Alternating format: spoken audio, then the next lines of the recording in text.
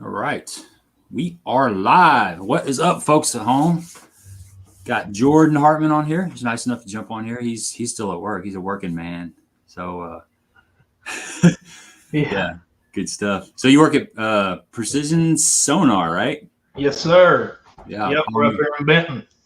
Cool. Yeah, we were just talking about Mike Russell. He knows Mike Russell as well. And Mike, yeah. if you guys haven't checked out Bag 5 Baits, man, do yourself a favor and check out some of the quality.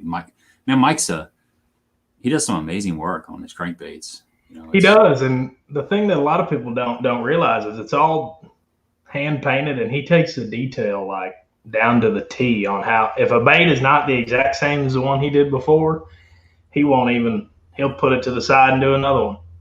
Yeah, he likes them to be exact.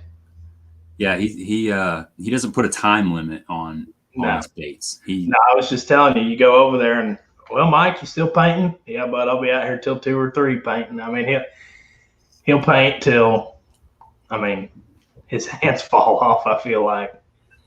Yeah, I've been on the phone with him several times, and you can hear like a his little gun going. Yeah, he's sanding stuff down or doing whatever he's doing. Yeah. So we got a few people coming in here. We got Phil on here. What's up, Phil? Phil's without a boat right now, unfortunately. He's been having some electrical issues and trying to get all that worked out. We got Jay Beffa Fishing on here. What's up, Jay?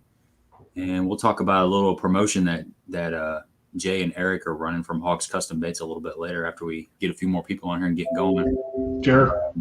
Colby Baker's on here. What's up, Colby? We got Fishing with Dino. Good to see you in here. So let's just start off about, this is the first time we met. Kind of give us a little introduction of who Jordan Hartman is. Yeah, man. So starting off, first thing, I am originally from Central Illinois, around the Champaign area. I don't know if you know where that's at. Mm-hmm. Roughly, yeah. I moved down to Murray to go to school about 5 years ago. I was going for ag business. Saw something on the TV, man. I was like, I'd like to go fish in college, and Murray looked like a cool place. I had actually visited here one time in the past, and I always wanted to go to Kentucky Lake. You know, you see the videos of Lambert and all these guys out there just catching fish after fish after fish after fish, and I was like, man, that looks awesome. So I took a jump, man, and I left Illinois. I came down to Murray and started school 4 years ago, started fishing, the college tournaments and stuff. And I love it, man. It's turned into me all I want to do is fish now. I love fishing tournaments, and that's pretty quick recap on myself. Just took a jump and left home 4 hours away to come down here and go to school, get a degree, which mattered, the most. But the fishing stuff, I'll never forget any of that. And, it's continuing to go well. So I'm going to keep riding the wave and see what happens. Yeah, man, we've had discussions on here before about how big the high school and the college fishing thing has blown up in the last, 4 or 5 years. So what do you think? How do you think college fishing helped prepare you for your next step in, tournament fishing? Did it just kind of stir up how tournament situations go, like being in high pressure situations and just being on the water in different lakes? Kind of talk a little bit about how college helped you to become where you're at now. Yeah, so the college fishing stuff, the biggest thing is you get to go, which at Murray, we were a self-funded, so we did a lot of fundraising ourselves. Our club paid a little bit of money to help us get to places and travel and stuff. But as far as like preparing you for the next level, the number one thing that I tell people is even if you don't do well in the tournaments, you're going to meet people that will help you get to the next level and, open up doorways, and, this will lead to this and this will lead to that. And then now you've got your first, sponsor with somebody helping you out with stuff, just making connections with people. That's one of the biggest things. Now, obviously going to all the different lakes and, fishing. Like, for instance, I've been to the Potomac River, and you don't pay entry fees for these. Well, you pay a little now, but when I was doing it, there wasn't many entry fees. So it was there really wasn't much pressure. Of course, you were competing against the guys you were in college with, and it was like it's still fun, you're competing, but you don't have the pressure of paying, you pay an entry fee, you're like, well, if I don't catch them, well, there goes, fee, the gas, you start thinking about that. But when you don't have the pressure, you can really just, go to that lake, you learn something everywhere you go, the connections. And I mean, in college, I went anywhere from Florida. We went to Potomac in Maryland. We went to Texas. I mean, we went up to the Mississippi River. We've been all over the place. And everywhere you go on certain lakes, you can take something from all those places and say, hey, you know what? I remember at this place I was doing this, and you can use that at the current location. And it's just everything ties together. College fishing is such a great way to really prepare yourself for the next level. And high school too. I mean, I think high school fishing was just getting started when I was in high school. So I didn't really get, into it now. Now I see they got like 400 boat tournaments. It's crazy. But it really does help you prepare, not just from people you meet, but, everything you learn along the way. So. Yeah, it's a good way to get your feet wet, make connections. And, that's kind of what it's all about, is just getting little connections and stuff. I talked to some high school anglers. I brought this up before on the channel, but it was, we had some BFLs at Table Rock Lake earlier this year, and we were staying right next to some high school anglers that were 15 years old. And I was amazed at how much they knew already. They were throwing glide baits, and they were catching bedding smallmouth and spots, and just real familiar with all the techniques at such an early age, in my opinion. And there's so much information out there now with YouTube and Facebook, and then taking that information and being able to be on a high school team and travel to different lakes throughout the country and apply those techniques in different situations on the water live. And it's a great thing. It's unfortunately, it wasn't around when I was growing up, but I'm glad it is now. So, right. So that's really cool. So you said you were from Central Illinois. What was the fishing like up there? Was the fishing, did it seem to be a lot tougher up there than it is Kentucky Lake, or, what are some of the differences? Well, up there, you primarily, so the three lakes I fished for the most up there was Lake Vermilion, which was like a river, small partial lake, and then it's got a river that kind of runs up and it turns into the, Vermilion River or whatever. Clinton Lake and Shelbyville. You can kind of take, Kentucky Lake, you can kind of take a piece from all those and use it here. So on Clinton, we would, in the springtime, I used to fish with a guy named Zach Brooks, and we would fish the jackpots. And in the springtime, you'd throw a frog and you'd, flip around a little bit. As soon as it got hot, you go out, throw a jig and stuff like that. And, I kind of tried to take a little bit of everything from there to here.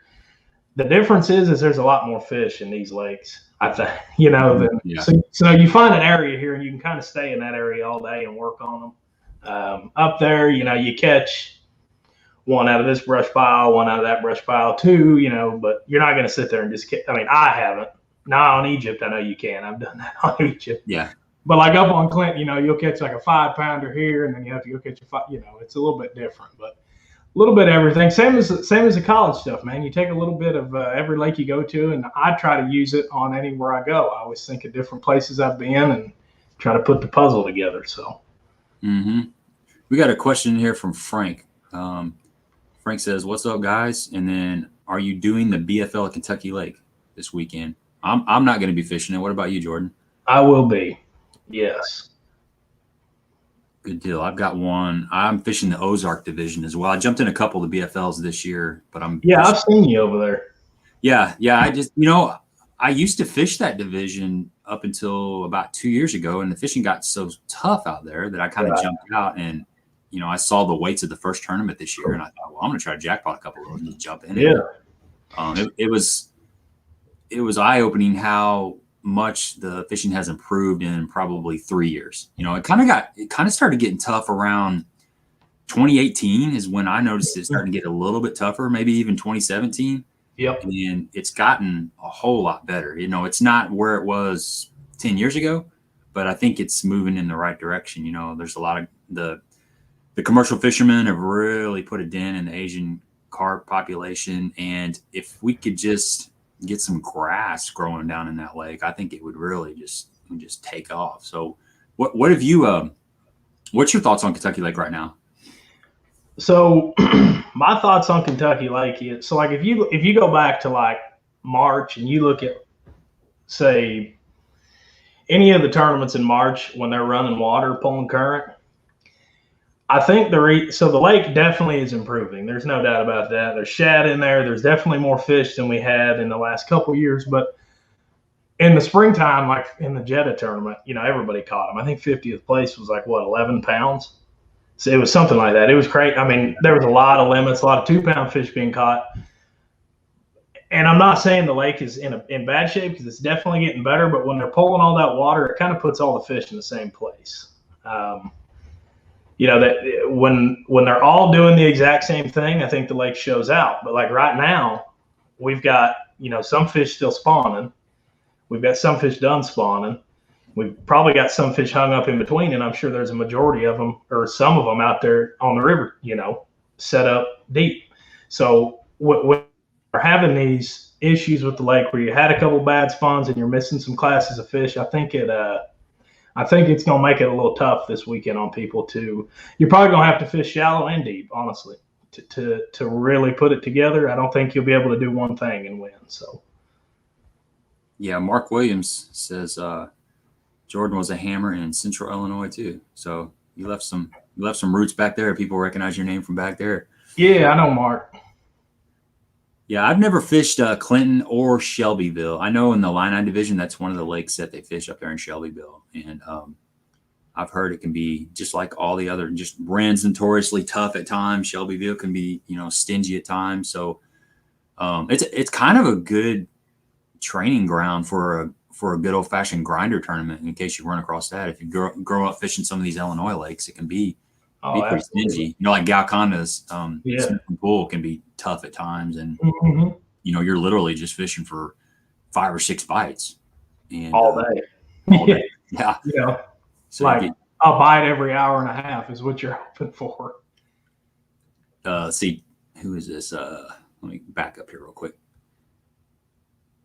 Taylor says, Harpst Pond has the biggest bass in Central Illinois.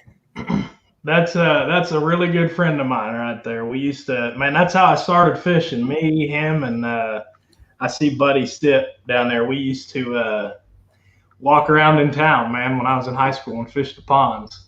And that's kind of how I started fishing, man. I fell in love with it, and I mean, now we're here. It's crazy. That was just such a short time ago, and now, you know, I just won a Toyota event. It's still like setting in with me. So, but yeah. Now those are some good buddies of mine there. So Martin wants to know, what are your thoughts on Shelbyville? Have you kept up with it? Do you have any idea how it's fishing, that kind of thing? Or I haven't really kept up with it too much.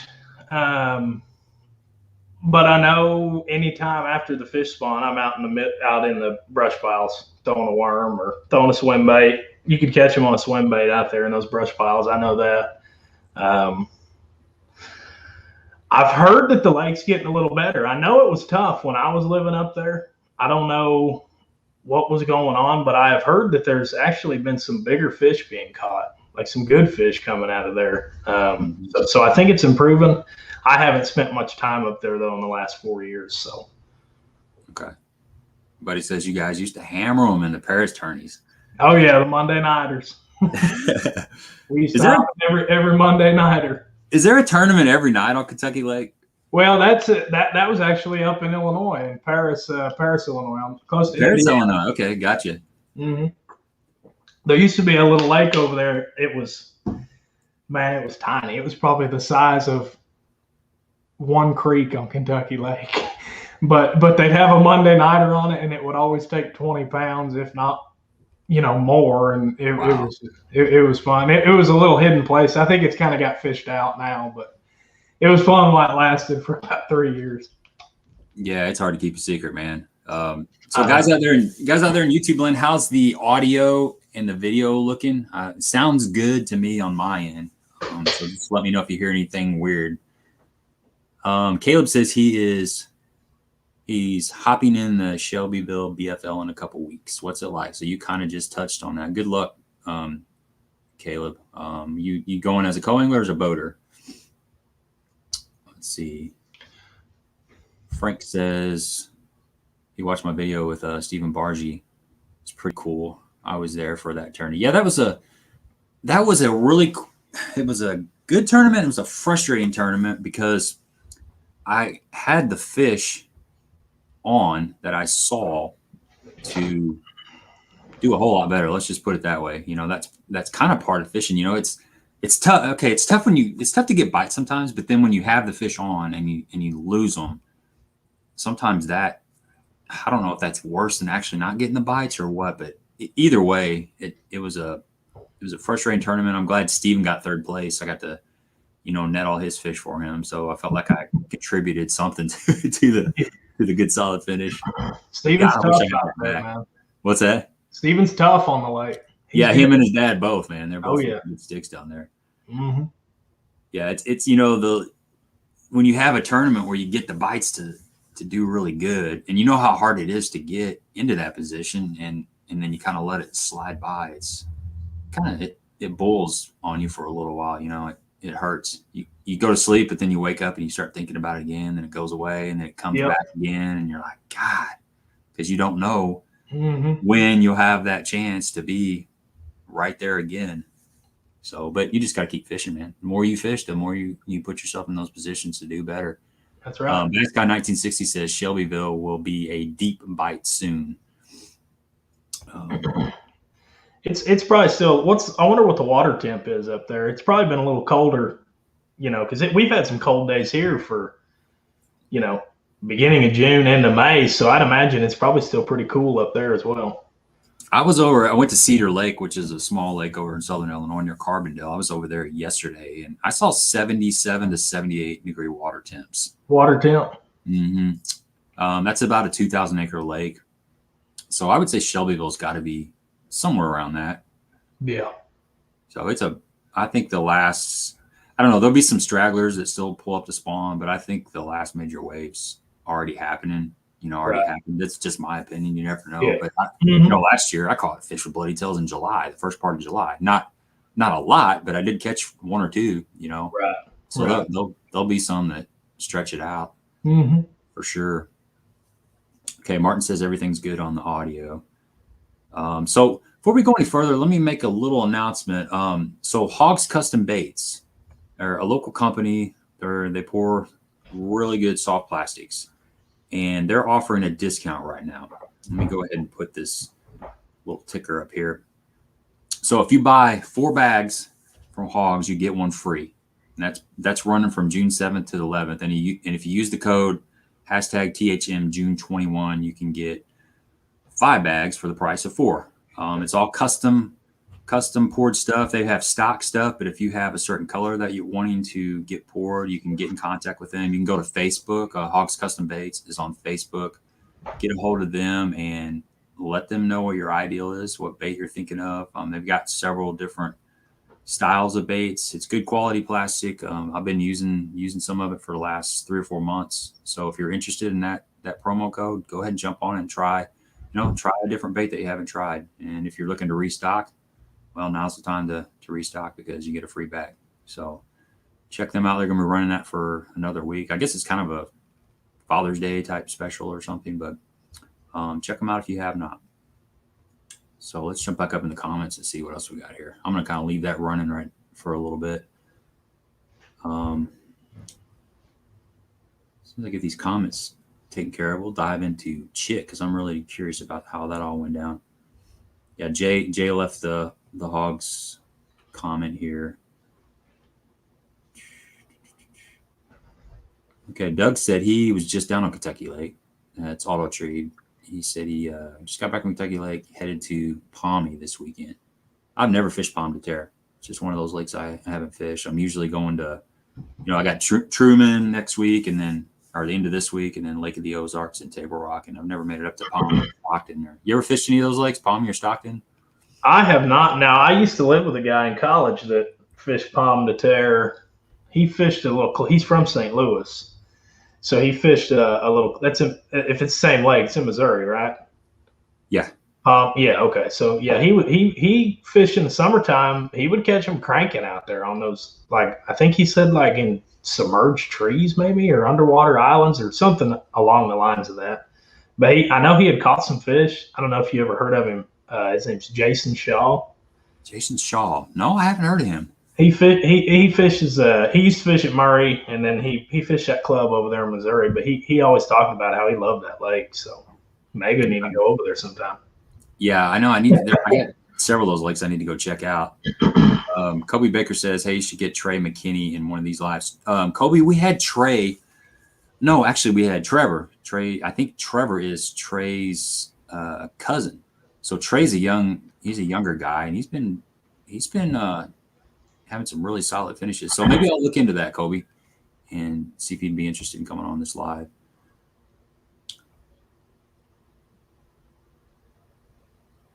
Yeah, Caleb says that Palmy can be good at times, but it's inconsistent, at least for me. Stockton is a great smallmouth lake. Good swim bait bite right now. Have you fished for the northern smallmouth at all? I mean, do you have some experience fishing for some of those northern smallmouths? I never have. It was on my bucket list, though, to go up to Michigan, or, I think you went, where'd you go, Mille last week? I went to Mille, yes. I'd love to get up there, man. It's definitely on my bucket list. It was something else, man. It was impressive. Is that your first time being there? That's my first time being there. I drove up there. It's a 12-hour drive from the house. So I stopped in Minneapolis, St. Paul, and jumped in the boat with my buddy Rich. And we fished for largemouth there on a small body of water. And then I left it dark and got up to Mille about 11:30 that night. And then the next morning was my first trip out there. And yeah, I had, my PB smallie was 4 pounds, 8 ounces from Kentucky Lake. And the first day I caught a 512. So I kind of blew my PB out of the water. Blew it out by a whole pound or so, Yeah, and then you just catch a lot of 4 to 4.5 pound smallmouth to the point where you just kind of get used to seeing them, which is hard to imagine, but it doesn't really. I can't even imagine. Yeah, I can't even imagine. I mean, I got another guy I used to live with. He's up at he fishes in Michigan, northern Michigan. He's doing an internship up with Lafarge, and he's on, what lake is he on? Huron, I think. Okay. Huron, and he is just catching monsters right now. It's he's sending me these pictures, and these fish don't even look real. They're so big. Because those northern smallmouth, they actually look a little different than like the Kentucky Lake ones. The Kentucky Lake ones are really long, and they're kind of like, they're more thin.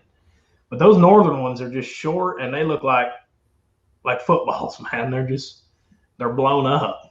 That's kind of why I was asking you, because I was going to talk about the comparison in the Tennessee River smallies and those northern smallmouths. And you're exactly right. They're real tall, and they're just fat. They're like that 512 that I caught was 21 inches long, and it was just a big, tall sucker.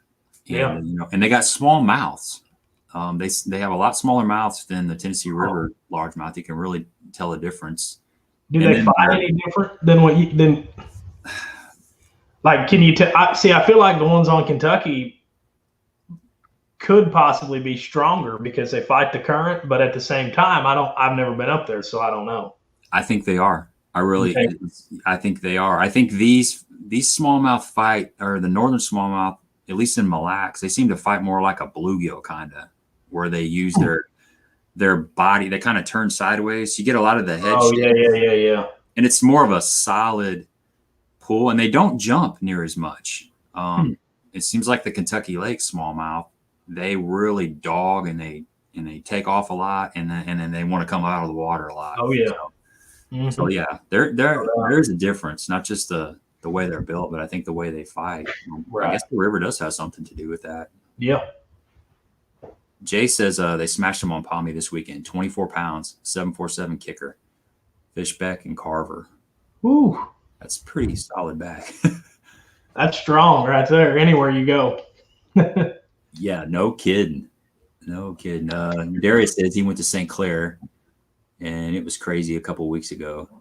Going back in July, I don't blame you. See, when we were up there, when I was at Mille, it was last week. God, it seems like it was 2 months ago, but it was just last week, and it was there were a lot of fish on the beds. There were a few fish pre-spawn and some fish post-spawn, but majority of the fish were up on the flats, and we were throwing a Ned rig. That's the first time I'd really gave a Ned rig an honest shot. I mean, I've caught fish here and there, but I get hung up on it a lot. Oh yeah. I don't know. I just haven't given it fair justice, but you had to up there because that's what they were biting. And I went through a whole arsenal. My buddy Ron, he had me like 7-0 because I was throwing a jig, I was throwing a shaky head, I was throwing an underspin, a swim bait, all the different things. And then he's just sitting there plinking them off with a Ned rig. And finally he said, dude, man, just tie on the Ned rig. Tie one on. Just tie one on and relax, man. Let it happen. Yeah. And I did. Yeah, and you start catching them.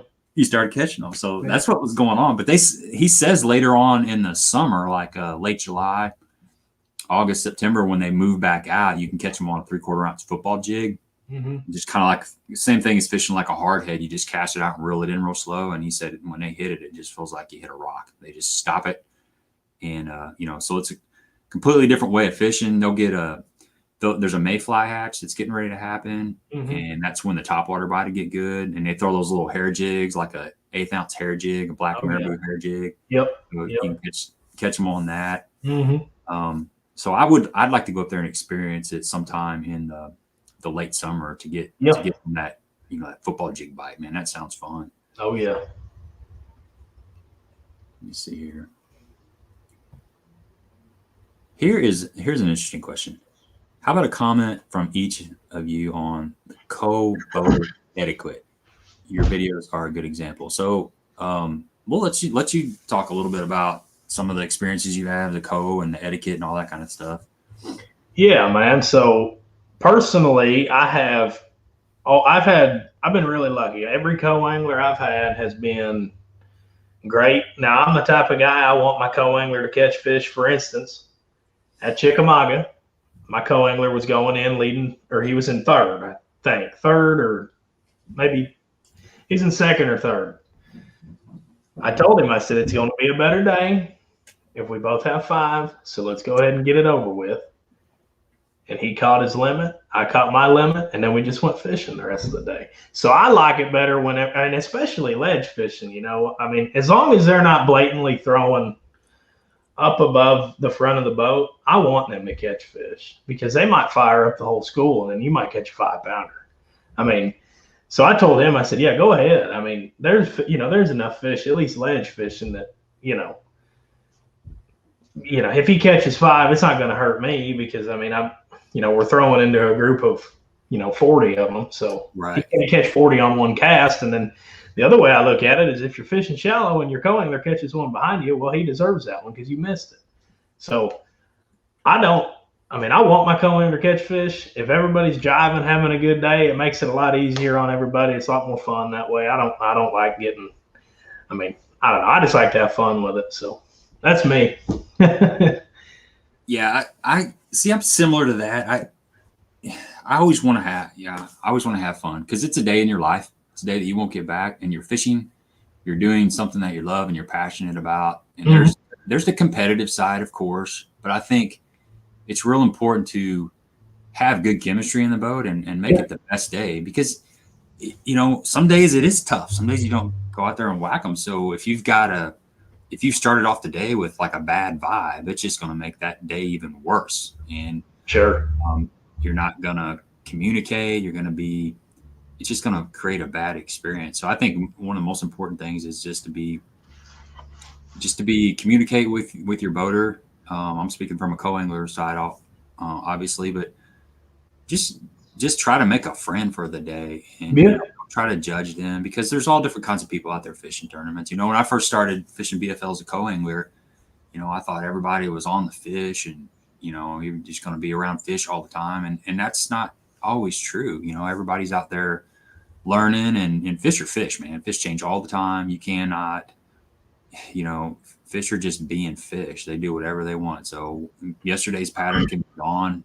You can jump in the boat with somebody who's on something, and it can change. And I think if he's having to worry about you being a butthole in the back of the boat, that takes some of his brain space, and he's not going to be able to make adjustments. He's not going to be able to fish more freely, and ultimately you're going to probably suffer. And then,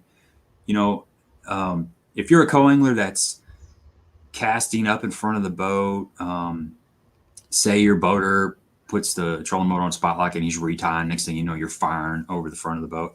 That's not cool, but that also, a lot of times you're going to end up getting less water to fish, because there are ways to, there are ways to kind of defend the front of the boat, and your boater can change. He can put you in a spot where you're not going to have access to fish.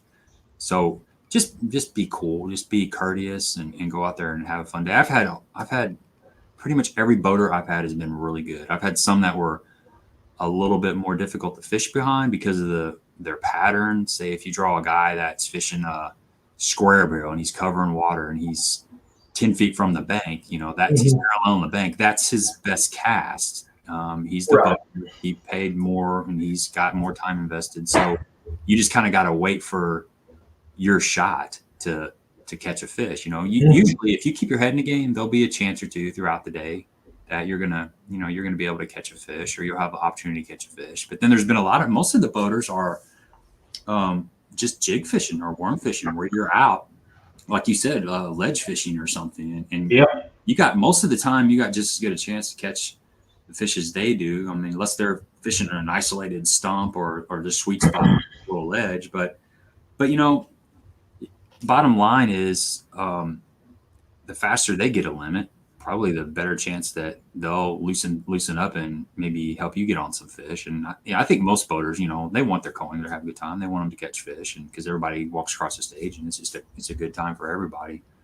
But yeah, I really haven't had any. There's no boaters that come to mind that are just really hard to fish with all day long. It's been a great experience for me. Yeah, and speaking on the offshore stuff, out of the back of the boat for a co-angler, from my experience ledge fishing, sometimes the biggest fish in the school is not living right in the middle of all them fish. Sometimes the bigger fish will hang out on the outside anyways. So it's not always a bad thing if you're not throwing right into the heart of that school, because those big fish like to hang out on their own. They may not be too far away, but they may just be, just far enough on the outside that you can reach them. So, and I've seen it. I mean, I fished a BFL at Pickwick last summer, and I swore I was on, the bigger fish of the school, and he was catching big ones out. He caught more than me that day, and he earned it. I mean, he was just catching the bigger fish. He found the bait, and he figured out a cast that there was another pot of fish on in the same general area, and he made it work. So don't be thinking, if you're in the back of the boat, well, he's sitting there throwing into the best school of fish, because there is more fish in the area. It's not, unless, like you said, it's a stump or something. If they're fishing shells, I can promise you that there's fish scattered out through that area. So so can you think of a time or story where a co-angler keyed you in on a bait that you weren't aware of would probably be working for the day? Or were they just catching them on something you're like, dang, that's pretty obvious. That day, and it was jig, and I don't know, it was like I've never seen one, and I still have it. It was like it had like a little, it almost looked like a banana head on it. Like it was like the head actually looked like a banana, and I don't know if it was the way that it was like falling, but he gave me one, and I went from catching 2-pounders to 2.5s, and of course we were running out of time at that point when I finally was like, all right, I'll throw one. All right, let me tie one on. But no, he caught him on it all day. So that would be my story for that is, I didn't let him. I let him, before I decided to tie one on, catch bigger ones all day. And then finally, so yeah, that right there, switch up your baits. Sometimes there might be a bait they're biting better, stuff like that. I always think it's interesting how some days they'll want like just a different style of bottom bait. I fish in team tournaments with my buddy Jerry, and there's sometimes where he'll be throwing a worm and I'll be throwing a jig, and they'll want one of those baits over the other. I mean, like 6-1. It's just, a little subtle difference. So it sounds crazy that they would want one jig over the other jig, but sometimes they get so keyed in on a certain action or just something different. And man, you gotta make that change when it's becomes obvious. That's right. Yeah. Doug said he caught a couple good smallies on Kentucky Lake this weekend. Wildest fish he ever saw. Yeah, man, there's something about those fish down there. They'd love to get out of the water and come up and see who's got a hold of them. For sure. So let's dive into Chick, man. All right. So the Toyota Series on Chickamauga was a couple of weeks ago, and is that a lake that you've had experience on before, or did you just kind of go in there blind? I've been down there the last 2 summers. With Kentucky being a little tougher, I've made one trip down there the last 2 summers apiece, and went out and looked around, and I found a few places, and I went down in the summertime, same time of year, a little bit later. I think it was towards the end of June when we went the last 2 years, but I knew it would be similar. But so I have been there in the past. Yeah. Okay. So you knew the tournament was coming up. You had a pretty good idea of what was going to happen. What's your approach on planning for a tournament, like your research and stuff? Do you do a lot of map study, or how do you approach a tournament for the most part? Yeah. So what I really did was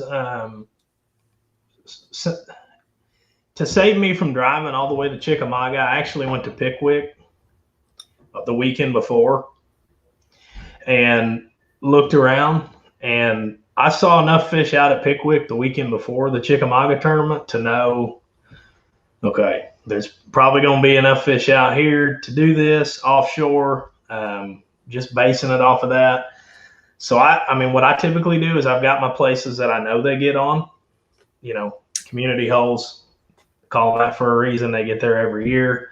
Had a few sneakier places that, weren't getting fish as much. So what I did in practice, and what I made it a point to do, was I got on my map the week before after Pickwick, and I just started marking places that I thought the fish would be coming to. So when I got out there, I could spend all my time looking and not as much time, looking at the map, thinking, well, maybe I should go here. I already had a bunch of places marked. If they weren't there, I could cross them off. Now, some of the places, there wasn't any fish there, say the first day. But with that weather, it was 90 degrees like 3 days in a row. I knew they were coming. So I'd scanned some of these places that I really had like a high conviction on that the fish would come to multiple times. And, a few of them, they ended up showing up. So it was pretty cool. Yeah, I can imagine when you scan a place and there's nothing there, and then you scan it again and there's fish there, you're like licking your chops because nobody's messed with them. Oh, yeah. I was like, man, these things just showed up here. It was pretty cool. Actually, the best place I had, it was like that. I scanned them 3 days in a row and found nothing. And then the last day, I was like, oh my, these things just showed up, I think. So yeah, it was pretty cool. So you go out and scan, like you said, you do your map study. You got some places, some idle places where they're coming to, community holes. You go out and you do your scanning and stuff. Do you make cast on those fish, or do you just leave them? So that's a good question. It kind of depends on how they look. If they're really tight to the bottom, because you can tell. I mean, you really can. Like if you go over a school fish in a current related lake like Kentucky, Pickwick, it doesn't matter where you're at. And those fish are on the bottom, and you can see them glued to the bottom. There's a 99% chance those fish are going to bite. If they're like really tight to the bottom, not all one here, all busted up. So now, some of those I will not throw on.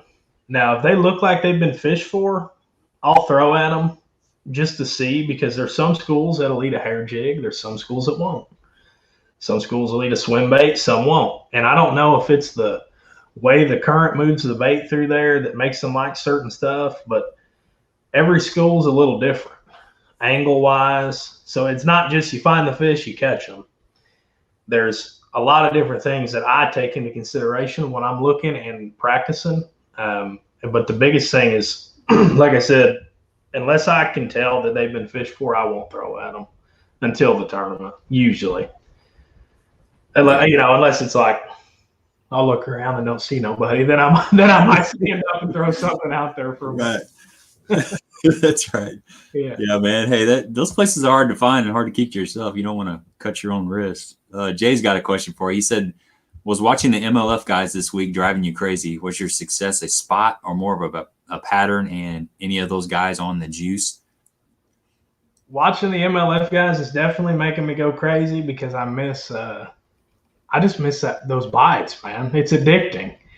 When you throw out there and you get a bite, you just know, okay, well, I can do that again and again and again and again. I mean, it's just, you just never want to leave. And let's see, was it so the spot or a pattern? So I had one spot that was really good, and it was that spot that I said I kept looking at. They weren't there. They finally showed up. And it's pretty crazy because when I found them, they were in about 24 foot of water on the river channel. And the first day of the tournament, I got there and I pull up. They're not there. And I was like, oh no, I just stopped on somewhere that there was enough fish to catch 20 limits on, and now there's nothing here. So I was using my active target and I was just panning around. And I actually found them way up on top of this shell bait. I don't know what they were doing up there. I don't know why they went up there, but it ended up panning out. And I kind of sat on that spot every morning and worked on them pretty good, rotating baits in. And there was one cast. I don't know if you read the article, but I lined up with a flag that was on the end of a dock, and I would throw right at that flag, sit on my dot, and make that same cast over and over. You could almost call your bite. I mean, like, okay, I'm about to get a bite, so I'm coming over these shells. You stop feeling them, and then there it was. And yes, there was an MLF guy. There was actually two of them. I saw Lambert catch a great big one there yesterday. Yeah, that's funny. Yeah, it's cool. It's crazy how those. Okay, back to what you were saying about that bite getting addictive. I fished a tournament Wednesday night. They have little Wednesday nighters over there at Cedar. It's a 4-hour tournament. Mm-hmm. It goes by quick. But I've been looking for those fish to kind of start pulling off over there because I'm kind of burned out fishing shallow, and I'll go back shallow because right. I just do. But I needed a break. But I was just looking for some of those post spawners to pull out there, and the third point I pulled up on, they were out there, and I was catching them on an underspin, and it is so fun catching them on like a swim bait or an underspin or something.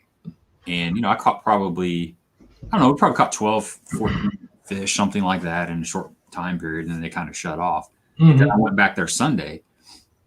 I was dreaming about just loading up on those fish again, and they were gone. Yep. They were there. I'm like, God, I've been thinking about that for 3 days. Yep. Here I go, come out here and they're gone. Where'd they go? Oh, yeah. So it's a timing thing, they pull out and they hang out. And then if you catch them up there when they're feeding, you catch 10, 15 fish. And then when they're done, they're done. So talk about that a little bit, about how like offshore fishing is such a timing thing, and how do you check do you have a rotation? Do you have, let's say, 10 spots and you just keep checking them throughout the day, or how do you run that plan? Yeah, so I should have mentioned that, but that's a good question too. So I've noticed there's a lot of schools. Sometimes it'll be a morning school. So in the morning, they like to bite. You know, there's some schools that are a afternoon school or even right before dark. And the only way you really know that is by fishing them. I mean, it's kind of like a double-edged sword, because it's like, do I want to fish these and risk getting seen? Mm-hmm. Or do I not want to fish them and not know if they'll even bite, you know? Because it just makes it pretty tough. But yeah, there's definitely schools that are timing related. And I make sure when I mark a waypoint, I look at the time and I'll go back there, usually right about that same time. If you get a bite, there's a reason they're biting at that time. I don't know if it's because they turn the water on. The current does play a big role in it. Typically on the Tennessee River, afternoon, middle of the day, they start moving a little more water. But yes, timing is huge offshore. It's big. Here's a good question from Billy. This is kind of just piggybacking on what we were just talking about. When you find a school, do you feel like you pull them to you while catching a few? If so, do you move to your next spot on the milk run and let them get back into position, or just reposition yourself? Good question. If they're pulling a lot of current, I don't think you'll pull as many to the boat. I think that current holds them down. Now, Chickamauga, they were pulling like zero current. So there was times where I would catch a fish and there would be 4 or 5 behind it. So yes, I do believe you pull them to you. And a lot of the times, if you just back up a little bit, make a longer cast, they'll kind of reposition and get back down there. Depends on how long you want to wait. You know, if you've got a bunch of places, I'll leave them, you know, give them a little bit, come back, and they will be set back up. But if they're not moving any water, I typically tend to break them up faster, if that makes sense. Bring them to the boat. So. And it probably depends on the spot you're fishing. If it's a spot that you know as soon as you leave, somebody's going to pull up on. Right. If somebody's seen you catching fish. Right.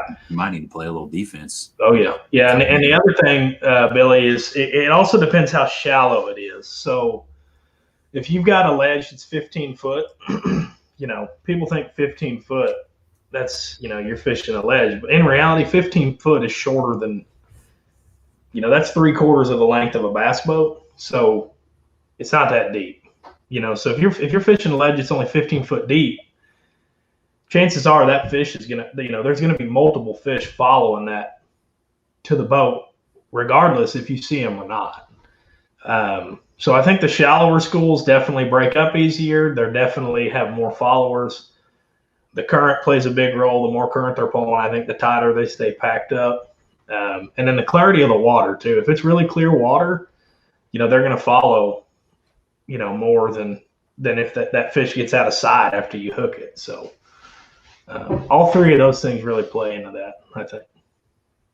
Yeah, and that cast, you mentioned it earlier about making that certain cast, lining up with the flagpole and making that cast. That, man, sometimes that can be the difference in catching a bunch of fish and not catching any fish. There's something like most pieces of structure have a little sweet spot for whatever, whether it just be a little bit of shell, a little hard spot. Maybe it's a spot where the wind is washed off some of the soot and there's a little bit of gravel right there the fish are holding on. Could be a brush pile or stump, something more obvious than that. But that sometimes can be the juice. I mean, it is the juice, but that cast can be the juice as well. Yeah, it's almost like the spot within a spot. You always hear about that. That's kind of what that was. And I mean, I just honestly, I wouldn't say I got lucky that I found the cast, but because I was fishing that area. But in a way, I got lucky that I hit that cast 2 times in a row and realized that. And man, I'm telling you, I was like so excited to get out there and make that cast every day. You don't even know. It was like, man, I just all the way around there, I was just picturing that dock and making that cast. It was crazy. So talk a little bit more about your practice. Okay. You had these spots picked out and you kind of went and found some fish. Did everything kind of go according to plan, or did you have to, how'd you feel about your practice before day one of the tournament? Everything did not really go according to plan. which is the way it always goes usually. It was honestly really tough. It was a really tough practice, and I actually stood up and fished more at Chickamauga than I really would have liked to. But it was like you. So every second of my practice, I put this in the article. The only time that boat was on the bank in practice is when I took it off the trailer and I loaded it up. Spent every second looking at those graphs.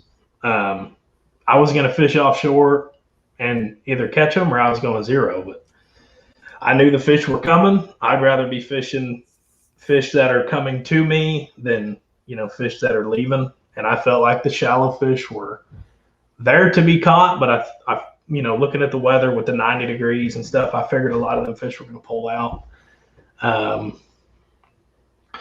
So spent my whole practice offshore, man, and I, ended up fishing for a few of them, and I was like, man, I can't get these things to bite. I don't know what's going on here. I mean, a lot of the schools would not bite, and the weights show. The weights were not great for Chickamauga. I mean, you think of Chickamauga, you think of 10, 12, 13. What was the record out of Tennessee? What was it, a 16? 16 is what I was going to say, but I'm not sure. You think of 10, 12 pounders when you think of Chickamauga. Even in the summertime, people are bringing in 30 plus, and I think there was only 2 20-pound bags. But no, in practice, it was just like, man, I find a group and there's 100 of them down there, and you just can't get them to bite. But I figured out a little deal I was long lining is what I was doing. And I figured out you could get them to bite that way.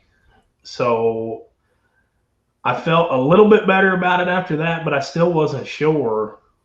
You take into consideration there's probably 40 schools that I had found from Dayton to the dam. There's 220 boats. You do 220 or just an average, even 100, you're talking 2 boats a school. Yeah. Most of the time, I was like, I don't know. I really don't know if you can get it done out there. So I was a little worried that I wouldn't catch a limit, to be honest with you.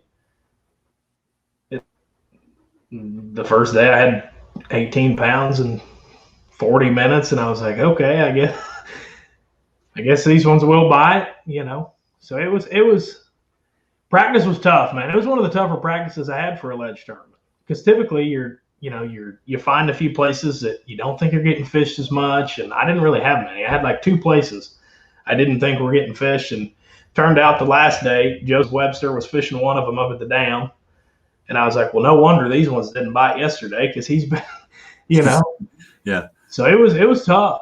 It was really tough practice. Yeah. Well, cool. Before we go any further, if you guys are new to the channel, consider giving me a subscribe. We're bringing you all this free content, having all these great guests on here, and it doesn't cost a thing. And way to show some love is just to give me a subscribe and give me a little thumbs up too. That helps the channel, helps it grow. So you mentioned long lining. That's something I haven't done. Can you talk a little bit about long lining? What's that all about? Yeah. So, my personal opinion on the long lining is when you're casting a crankbait and you're reeling it, you can only cast so far. So when you start bringing that bait down, these fish are so, tuned into a crankbait nowadays that I think they can tell that bait is coming down at them. And I don't think they like that as much as when you long line, you're going to take your bait, you're going to throw it behind the boat, you're going to troll over the school, past them about 20 yards, and you're going to have, 3/4 of your spool of line out. You have 4-pounders jumping, tail wagging 50 yards, 60 yards out there. But the whole thing about it is that bait comes flat through the school. It doesn't come down. It comes straight through them. They don't see it coming. And I think that you can trigger them to bite. I know you can trigger them to bite that way. Usually better than if you cast into them, unless they're like extremely fresh fish that just got out there. That's really, I've never thought about that, about how fish can not want to see a crankbait coming down from on top of them. That's very interesting. So what's your bait of choice when you're doing the long lining? Anything less than 30 foot, I'll throw a 6XD, because you can get a 6XD to 30 if you long line it. And then, if I'm fishing like an underwater island that's, the fish are sitting in 27, 28, I'll use the 10, because coming up the island, you're typically going to have the bottom side in like 35, and you want that bait on the bottom before it gets to those fish. Gotcha. So, are you 6XD or 10XD? So what pound line do you crank typically for your deep cranking? 10-pound fluorocarbon. 10 pound. It's pretty scary. Yeah, even on the 10XD. I throw 10 on the 10XD. Wow. Yeah, I do. I retie it about every 4 passes, but it goes deeper and it gets there faster. Hey, Tyler said he just gave me a sub, so I appreciate that. Just because I had you on here. That's awesome. Tom wants to know what is your personal best, I guess, largemouth and largemouth. My personal best is a 9.9, and it came from Chickamauga in 2018 on a jerkbait in November. I actually thought I had a grass clump. On a jerkbait. Nice. I said, man, I got a big old clump of grass on here. No, I don't. It's moving. Wow. It's hard. Yeah, it's hard to tell sometimes in the winter. Those fish are so sluggish. So I see my buddy Ron. My buddy Ron is in here in the queue. He's the guy that I went fishing with in Mille Lacs. So he might want to ask a few questions about Kentucky Lake once we get back around to Kentucky Lake. So I'm going to go ahead and bring Ron in, and he's just going to join the conversation. So what's up, buddy? How are you? Hey, I'm good, man. Had a really good guide day, and got me some supper, and I'm back home, and good to talk to y'all. Yeah. Good to see you. Good to meet you, Jordan. Nice to meet you, man. Congratulations on your win. Thank you. Thank you very much. I had signed in, through the queue or whatever the thing is, and I was hearing you talk about 10-pound line on the 10XD. It's like, holy camoly. But if it works, it works. I throw 10. I throw 10, man. That's all I carry. I throw 10 on my wiggle warts. I throw 10 on my rock crawlers. I throw, 14 on a square bill when I'm fishing around wood. But any deep crankbait, 10 is as high as I'll go. I just love it, and I throw it on a 7-3-to-1 ratio. A lot of people throw it on that slow. I reel it as fast as I possibly can. 7-3. Make them bite. Yeah, that really goes against the grain of traditional thinking. What kind of rod? What's your rod setup on that? I'm using a Lew's. It's a 711. I think it's the Mark Rose cranking rod is what it is. Their Ledge series. It's a 711 medium heavy maybe, but it's got it's a pretty heavy rod, but it's got a light tip. And what I like to do, I don't tell too many people this, but I put my foot out past the boat and put the rod behind it and just reel the reel as fast as I can. Yeah, I saw. It takes some of the leverage off your arms and stuff that way. Okay. That makes sense. I saw, what is his name? Your Lake Fork guide, Billy Lawson, I think is his name. And those guys are always out there cranking, 10XDs and stuff. And that's what Captain Ron, that's what they said. Put that rod around your leg and let your leg take all the stress off, instead of your elbows and your shoulders and all that stuff. Yep. Okay, so we talked a little bit about the practice, and talk a little bit about day one of the tournament. How did you left the marina that morning? How did it all start? Where'd you start at? That kind of thing. Did it go like you wanted it to? Did you have So I got a pretty good boat number. I think I was boat 37 on the first day. So I knew I'd be able to get on something. Now, if I was going to be able to get on what I wanted, I was not sure, but I was running down the lake and I was pretty nervous, man. I was like, I need to try to get on my best spot, but if there's nobody there, do I run by it? And I was like, no, there's too many boats behind me. I can't do that. So I was running down the lake and my best spot was open, and in a tournament, Toyota series was probably one of the biggest tournaments I fished in, so far. I was like, I can't run past my best spot. So I pull up, and that's when I was telling you, I was like, crap, these fish aren't here. I scanned my dot. They weren't down there in 24 foot. So I got up and I was panning around my active target, and that's when I found them up on top on those shells. And I actually fired a shuttlecock true bass hair jig in there. Before it hit the bottom, I caught a 4-pounder, and I was like, all right, that's not a bad start. And then, man, it was just, I threw a swim bait in there, caught another 4-pounder. I mean, I think, like I said, I had 18 pounds in 30 minutes. And always good. yeah, that's always good. Yeah. And I was like, well, now we got the whole day to run around and coal up. Yep. And I ran up the lake, and I stopped on an underwater island in front of Chester Frost, man. And it's a big community hole, but I don't know if you remember me telling you. I had fished in practice and knew those fish would bite if you long line. And I pulled up there, man, and like my third pass, I caught my biggest fish. I think it was a 5.95 on a 10XD. And long lining it? Long lining it. Yep. Yeah, that fish jumped probably, I don't know, it looked like a 2-pounder when it jumped, and then it got to the boat. I was like, oh, it's a big one. Wow. And my day was over pretty quick the first day. It didn't take too long. And then I spent the rest of the day kind of just running around looking at new areas. I scanned a little more. That's actually when I found that school up at the dam that I thought nobody had found, that Joseph ended up fishing most of the tournament, I believe. But yeah, the first day happened pretty quick. It was fast and furious once I found that one spot on that morning spot. So good deal. Tom's showing me some love here. Subscribe and leave a comment afterwards. Yeah, if you guys are on here, if you after the program is over, leave a little comment. That's just a little way that helps out. It's a little thing, and it makes a big difference, because usually after the show is over, people forget to just leave a comment and say, hey, I liked the show, or didn't like the show, or Jordan was great, Tom was goofy, Ron was goofy, or whatever.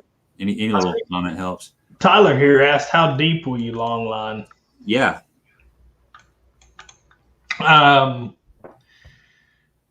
Man,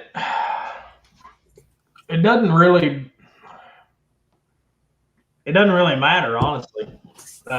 If the school's there and they won't bite, I personally believe they can tell even from a cast over them that bait's coming down. And I don't even know if they can see it. I think they can hear it. I think they can hear that bait above them. But when it's coming from so far away and all they hear is it coming down the bottom, I don't think they know it's coming. I think it's something a little bit different. That's just what I believe. Now you think what was that? I'm sorry. I was just saying, do you think you get more? You think you're creating more bites that way, more reaction that way? Yeah, I think it's just something a little different to the fish. Like I was telling Gabe, I think that they're so prone to hearing that crankbait come down and hearing that noise up above them coming to them, that if it comes straight through them, they don't have as much time to, first of all, see it coming, because it's coming straight along the bottom. Most of the time when they're sitting on a ledge, they're kind of looking up, I don't know. I don't know exactly what it is, but there's definitely something to it, because I get a lot more bites when I do that. Even on schools that'll bite at casting, I think you can catch the bigger fish long line. I don't know why. Okay. Tom wants to know, what brand line do you use? Do you prefer a certain brand of line? I use Strike King fluorocarbon. Okay. 10-pound fluorocarbon. 10 pound. 10 pound. Billy says, great show tonight. Appreciate that. Let's see. How do you decide to run new stuff and call up or guard your spot in a tournament with a lot of boats? That's got to be a tough decision. That's a tough question. I guess it depends what kind of tournament it is. So a ledge tournament, I feel comfortable leaving because I think that in a ledge tournament, especially at the end of May, there's new fish showing up on those schools at all hours of the day. So you might catch, 15 pounds, and somebody else might pull up and they might catch 12 pounds. And that's because those 2-pounders moved in, but you might show back up and there might be a new wave that came. So if it's a ledge tournament, I don't feel so bad leaving them. Now, if I'm fishing grass, that's a little tougher to leave. Grass, it's one cast or one area, and you can, for the day, you can fish out some grass, I think. Mm-hmm. You're not going to catch all of them in the grass, and it should reload for the next day. But I think it's a little harder to leave a grass spot than it is a school out deep. One, I think a lot of people may pull up and, some people just don't understand the offshore stuff. So you've got a lot less people out there. Even if they're fishing it, they may not be able to get them to bite, right? So I don't know. Tyler, I guess the biggest thing you gotta think about, I guess, is how many fish do you think are there, and are you fishing a pattern thing or are you fishing one certain area? So if it's a pattern you think you can duplicate it or you have in practice, I wouldn't feel bad leaving it. That I guess that's just a really tough question, man, because it's kind of like an in the moment thing. You're like, man, I always follow my gut though. If my gut tells me to go, I'm going. That's how I do it. So you mentioned you caught that group of fish early, that 18 pounds. That allows you to be yourself the rest of the day. That's a big deal. That's absolutely. Yeah, you can be yourself the rest of the day, and that allows a guy to, have a bigger chance to make some good decisions down the road. Yeah. Yeah. And that's that's kind of why I decided the next 3 days I'm going to start there, because even if I put 3 fish in the boat, that's 3 more than I had if I start, I just had so much confidence in that spot. And once you get a few fish in the boat, it really does change your whole day, quickly. Yeah, we got Eric. Eric made it on here. What's up, Eric? Welcome to the show. Just made the announcement a while ago that Hawgz Custom Bait is running a special. If you purchase 4 bags of plastics, you get a 5th one free. And there's a code. I'll put the code up after I get this comment down here, and you can use that code to take advantage of a good deal, a good special that they're running for the next week or so. Hey, and I want to say real quick too, Eric, thank you. I haven't had a chance to open it. I just got home from dinner after a long day of guiding, but the package is here, and after this is over, I'm going to go open the package. So I appreciate you, my friend, and yeah, that's good stuff. Yeah, so there's the code. It's #THM June 21, and that special is running from June 7th through the 11th. So you buy 4 bags, you get a bag free. And talked a little bit about Hawgz Custom Baits. They're a small company. They do custom work. You can get a hold of them on Hawgz Custom Baits on Facebook. So check them out if you're wanting to try something a little bit different. Local company, just a small deal.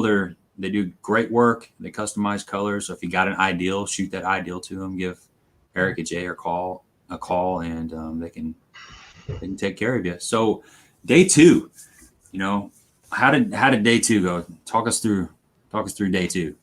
All right, day 2, we had trouble getting gas to start the day off. First, yeah.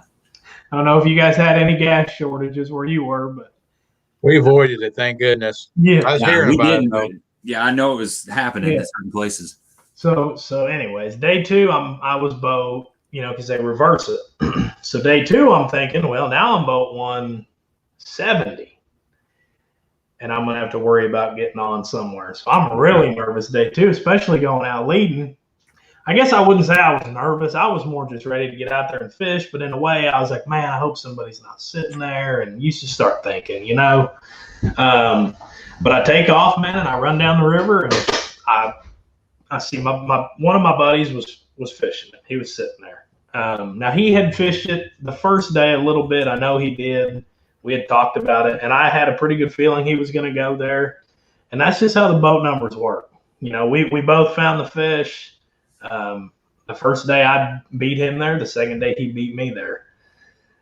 And I pulled up, and I said, well, you got 20 yet? And he said he hadn't had a bite. And I was like, okay. Well, he said, I think I'm actually going to leave. And I was like, all right, man. Well, good luck to you, you know. And he left, and he just didn't find them up there on top. And I caught 17 whatever pretty quickly again on that same exact place. I caught everything I weighed the second day on that spot. So, and it happened pretty quick. 30, 40 minutes again, probably. And then spent the rest of the second day pretty much driving around trying to upgrade. And I never really found anything that I could get on, never found a new school. And actually pulled up there at the end of the day again and made another cast and caught another one. And it didn't help me. And I was like, okay, now that's whenever I'm like, okay, we're going to get out of here. I just got a 2-pounder. It's not going to help me. There's no point in me catching another 2-pounder. I knew I was going to fish the third day. So, Tyler, I guess circling back to that question, on the second day, if you've already got a decent bag, you pull back up and you catch another one, I guess that's whenever you could leave. There's no point, you know, sitting there and catching something. If it's one, you know, you're going to make the third day. Two, if they're not helping you, there's really no point in catching them. So, yeah, that could be a fish that you could use the next day, a 2-pounder. Yeah. Maybe it got really tough, and 2-pounder could fill out your limit. Absolutely. There's nothing wrong with 2-pounders. Oh, trust me. Yeah. Them 2-pounders, I was praying for 5 of them the first day. I'm serious. Yeah. Yeah. Well, and like you mentioned earlier, getting 5 in the boat allows you to calm down and actually pick a place apart or make a little run and try a little bit of a gamble and do some stuff that you feel more, you know, you wouldn't feel comfortable doing that unless you had it in the box, maybe. It actually helped me slow down a little bit, you know, just catching a few fish out there will help you. In all reality, you should fish slow, you know, and thorough all the time. But in the heat of the moment, you know, if you're not catching them, I think everybody, you know, anybody that fishes tournaments has experienced it before. You just spin out. I mean, it happens to everybody, and sometimes you just can't stop it. But, you know, that's why I always try to find a limit before I go, you know, really try to open up the lake and, you know, find the big fish. Now, you might catch a few big ones in between, but finding what helps me at least settle down for the rest of the day. So I think one of the hardest things is to, you know, you want to cover water as fast as possible, but slow enough to get bit. Yep. That right there, it can be tough. You know, maybe you want to fish a little faster. And after you've been going for a while and you're not really getting bit, you have to force yourself to slow down because that's just what mood the fish are in. Yeah. Yeah. No doubt. Frankie says, what's the name on Facebook of the company on the baits? That is Hawgz Custom Baits. Hawgz Custom Baits on Facebook. I'll run that trailer, the banner across the bottom of the page right now, so you can check that out. So, man, your tournament day 1 and day 2 is going really, really well. You know, you're getting to your spots in the morning. You're putting a nice, good limit in the boat first thing in the morning. So things are going good. It's not like you're, an hour left in the tournament and you're sitting on 10 pounds trying to coal up. So you had to feel really good going into day 3. Did day 3 start off the same way, or how did it go? So I actually, that's the thing. I felt good after the fish were in the live well, but there's always that thought, like, Jordan, you got to understand, you've caught all these fish in the first hour for the most part. So if you don't catch these fish in the first hour, then what are you going to do? Yeah. And that's what I was worried about. It was like, if I show up and they're not biting, then I've got to figure out how to catch a limit, because I'm telling you, it was extremely tough to catch fish out of some of those schools. I mean, you would pull up and there would be hundreds of them. And you couldn't buy a bite on a drop shot, on an eco. You could drag it as slow as you wanted. And sometimes, most of them, you couldn't get them to bite. But no, I felt pretty good, though. I knew I was going to get a few bites on that hole. And I don't know, it was just shallow enough that there even could have maybe been a little shad spawn going on up there, like on top of them shells early in the morning. And I don't know if there was, but the third morning I really thought I blew it, man. I pulled up and I threw a crankbait out there and lost like a 6-pounder on my second cast. And that's with 0 fish in the boat. That's first thing in the morning. Most people that ledge fish know you lose one out of a school, that typically shuts them off.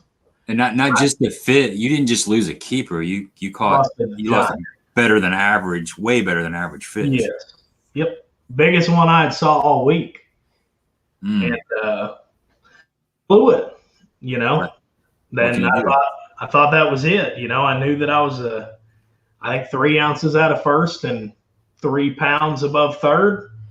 And the 6-pounder goes a long way if you can put 4 2s with it, with those numbers. So it still ended up working out, though, man. I threw back in there and I caught like a 3-pounder. And then I think I caught 3 fish there that morning. So I had 3 that went 3, 4, 5, 6, 7, probably 7.5, 8 pounds off that spot. My co-angler, we went to another school after that, and he actually caught 4 of his keepers there. And we were kind of just working together, and I was like, hey, they're right behind the boat. Go ahead and throw back there. And he'd throw his worm back there and catch one. And he caught 4 keepers there. He was nervous to win, too. And it was actually pretty cool because in the end, we both ended up winning. And that was the coolest thing for me is getting to see him win, and then I won, and me and him working together. But back to the day. So he caught those 4, and I'm trying to remember, man, it was such an eventful day. Then we ran up around Harrison Bay, and we fished some brush. I was trying to just maybe, catch a bigger fish. And he ended up filling his limit out in that brush. And I did not catch any there. I broke one off. Don't know how big it was. Thought it was decent. Would have been my 4th, maybe, keeper. And then that's when I ran up to the dam to fish those fish I found the second day and saw Joseph Webster sitting there. So I said, you know what? We're going all the way back to where we started. I pulled up where we started. I caught 2 more keepers on 2 casts. There's my limit. I had probably 13 at the time and fished there for a little longer. And then with about 2 hours left, man, I told this story. This is the coolest part right here. With about 2 hours left, I had you've seen the Magnum spoon, right? Yeah. Oh, yeah. Okay. I threw that thing in practice quite a bit, thinking maybe this will get a big one to bite. Maybe this is how you can catch the big ones. Never had a bite on it. Threw it the first day, never had a bite on it. Threw it the second day, never had a bite on it. Was 20 seconds from putting it in my box before the third day. Because that thing up there just clanking around, getting in everything. I almost put it away. But I left it out, and I picked that spoon up on the spot that I had not caught a fish the whole week. I threw it out there, and before it hit the bottom, the biggest fish I weighed in the third day ate it. Didn't even move it. Threw it out, how they flutter down, and I just felt it go tick. And I said, dude, this is a big one. And I got it in the boat, and I think that's the fish that won it for me. Yeah, people ask all the time, like, why do you have so many rods on the deck of your boat? And I say, well, you know, say I got 12 rods on there. Hopefully I only have to pick up 2 or 3 of those rods. But there may be a situation, and you're explaining this to people that don't really fish, but there may be a situation where you might want to throw an underspin or something, but you don't want to cut your swim jig off of your 7-foot medium heavy rod and tie on your underspin. So you won't even throw it. But if you got them all laid out there, you might pick it up and just make 1 or 2 casts with that. And so that sounds like that spoon, leaving that spoon out there was, you know, the way to go. So there you go. That's a testament to why bass fishermen have so many dang rods on the deck of their boat. That's right. So man, that had to feel good. That you got that spoon bite in, and what kind of sack did you have after you put that one in the boat? 14, whatever, almost 15 pounds. Okay. And I'm sitting there adding it in my head. I was like, man, I'm 3 pounds ahead of third. So that puts me at roughly them needing 18 and change. And I was like, the guy ahead of me, I knew that he was struggling because I saw him flying all over the lake. I said, he must be having a rough day. So I was feeling pretty good, honestly. I was like, I knew that I'd slacked off a little bit because I think I had 20 and then 17 and then right at 15. But as tough as it was, and with the lead I had, I knew I had a chance. And that's all I wanted. I wanted to go out, catch a limit, and at least give myself a chance. And that's what I did, and it just all ended up playing out. It actually came down to the wire there at the weigh-in. Seth, we're running in, and I'm running by him, and he goes, big ones. And I was like, oh, God. Which he had one big one. He did. He had a giant. And I was like, man, I think you're going to get me. And it ended up playing out to the wire. It was a really cool experience. It was awesome. It was close. It was a tight way in there. God. Oh, yeah. Really close. Man, well, you earned it. You know, it's nice when you go out there and you put all that time and effort in. And, you know, luckily you had one of those schools that was firing for you, you know, especially the first 2 days. Yeah, that was definitely the key, was that one place. Without that place, I don't know if I'd have caught a limit, right. To be honest with you. So Eric says, what's your take on why schools move 20 to 30 feet on a day-to-day basis? Happened this weekend, same spot, but they moved ever so slightly. I think somebody either caught them and they moved a little bit, or the current changed. So if the current changes, they'll set up a little different. Typically, when they're pulling a lot of current, I find them shallower. When they're not pulling as much, I find them deeper.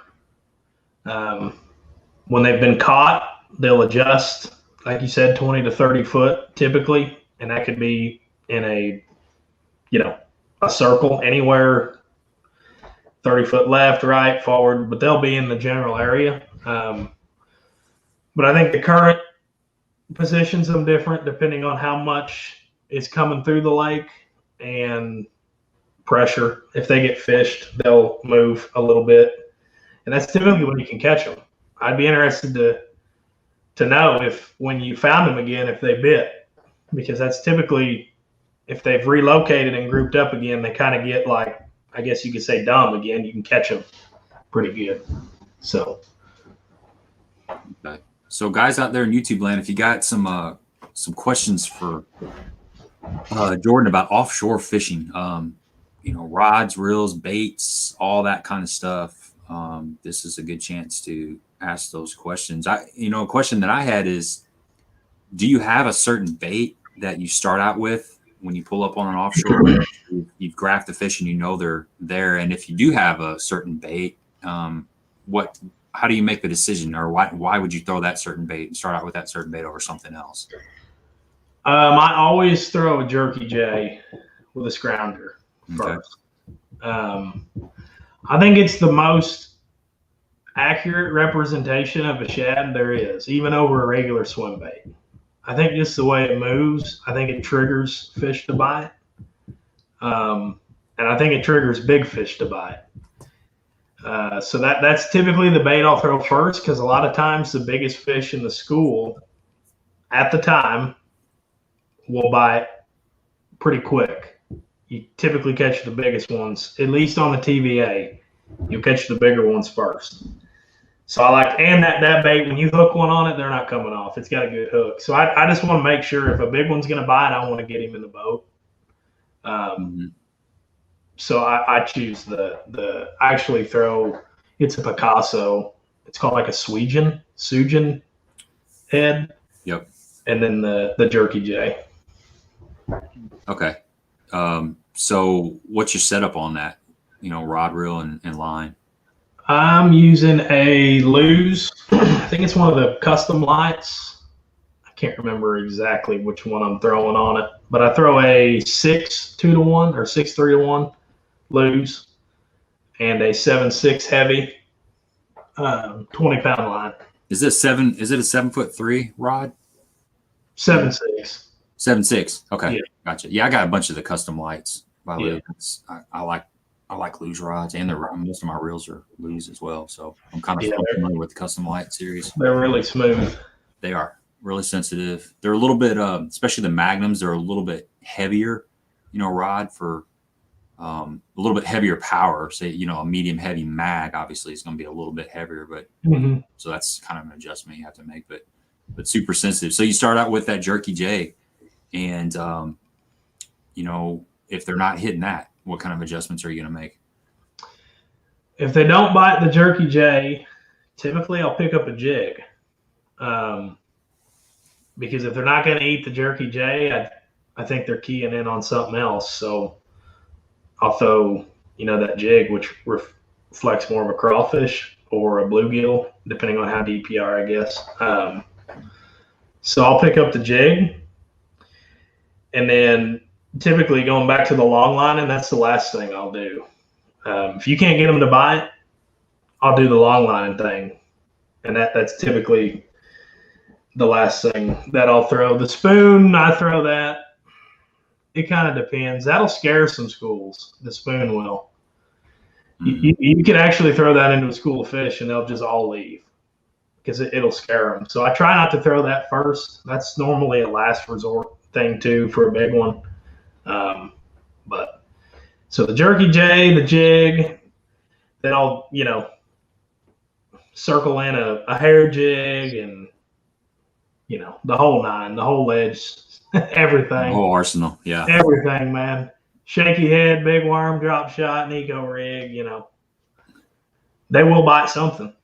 Switch the angle up and switch the bait presentation, and you can get them to bite usually. Jay wants to know, have you caught them on other lakes? Have you caught them on any other lakes besides the TVA using the Jerky J? And he said, but it's insane they won't hit it at Lake of the Ozarks. Does that work all over the country? I mean, have you tried that in different lakes and it seems to be consistent? I only throw it in the TVA, man. Yeah. I don't know. I just feel like in other lakes I just prefer a single swim bait hollow body over the Jerky J. And this goes back to the current thing. I don't know if when the current's moving, if them shad kind of get a little shimmy to them when they're swimming through that, against the current or with it, whatever. But I think that might be why it works so well on the TVA, because I think them shad might shimmy around a little more with that current down there. I've used it around here a little bit, and I've caught some fish on it for sure. A lot of times, if they quit hitting that underspin, you can throw that big Jerky J in there, or that that Jinko makes a jerk bait that's like the Jerky J. It's a soft plastic. It's a little bit bigger. I think it's called a trimmer shad. Yeah, I actually like Jinkos a lot. It's really soft. It's got a lot of action. Yeah. So they'll hit that around here a little bit, but I think that, I don't know, it does seem to work better in the TVA on Kentucky Lake. One question I had about that stupid thing is how do you keep it from spinning so much? I've had problems with that Scrounger wanting to actually twist on you. Obviously you got to just line that sucker up just right. Is there any tricks or tips you have for putting that Jerky J on there properly and keeping that line twist down? Well, when I rig mine up, I don't thread the whole bait onto the hook. I kind of just put it, it's got that split back. Mm-hmm. So I kind of just put the point of the hook into it, and then I pull it out pretty quick. So some of that bait's kind of like, so if you like pull it down, it's kind of hanging off of the hook. And I don't know if that I don't know. I know that the head makes a lot of difference, and some of the heads you'll get will just spin straight out of the pack. Yeah. I don't know how to stop that. I guess throw it away and get another one. But I've had really good. I really, really like those Picassos, the Sujin head. I don't even know how to pronounce it, but I don't have many issues with them spinning. But that's the only Picasso that's the only Scrounger that I'll use is that Picasso. Just because I've maybe had one come out that doesn't run true, but a lot of them are, do what they're supposed to. Yeah, I need to buy some of those. I've had problems with the original Scrounger. Mm-hmm. I talked to one guy and he said boil them, just drop them in boiling water for 30 seconds and pull them out, and that straightens the blade up. But I think once they're spinning on you, you pretty much just gotta throw them away. Mm-hmm. So I need to spend a little more money and get just a little bit better product, because I've heard that that's a lot better Scrounger than the original. So yeah, they've got different sizes, man. They've got different bill sizes. So some of them have a little tighter shimmy, some of them have a wider wobble, and their bills are interchangeable. So you can buy, the hooks with the head, and you can actually use different bills on the same jig head. Mm-hmm. So, and I'm gonna be honest with you, I've been using, the one that I used at Chickamauga, I used last year.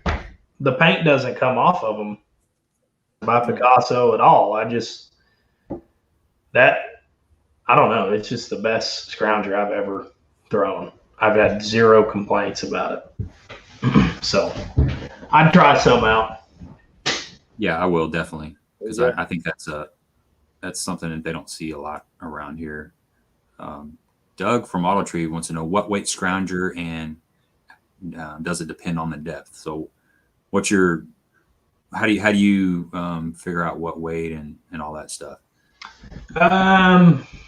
If I'm fishing 25, I'll throw an ounce. Anything less, 3/4. Gotcha.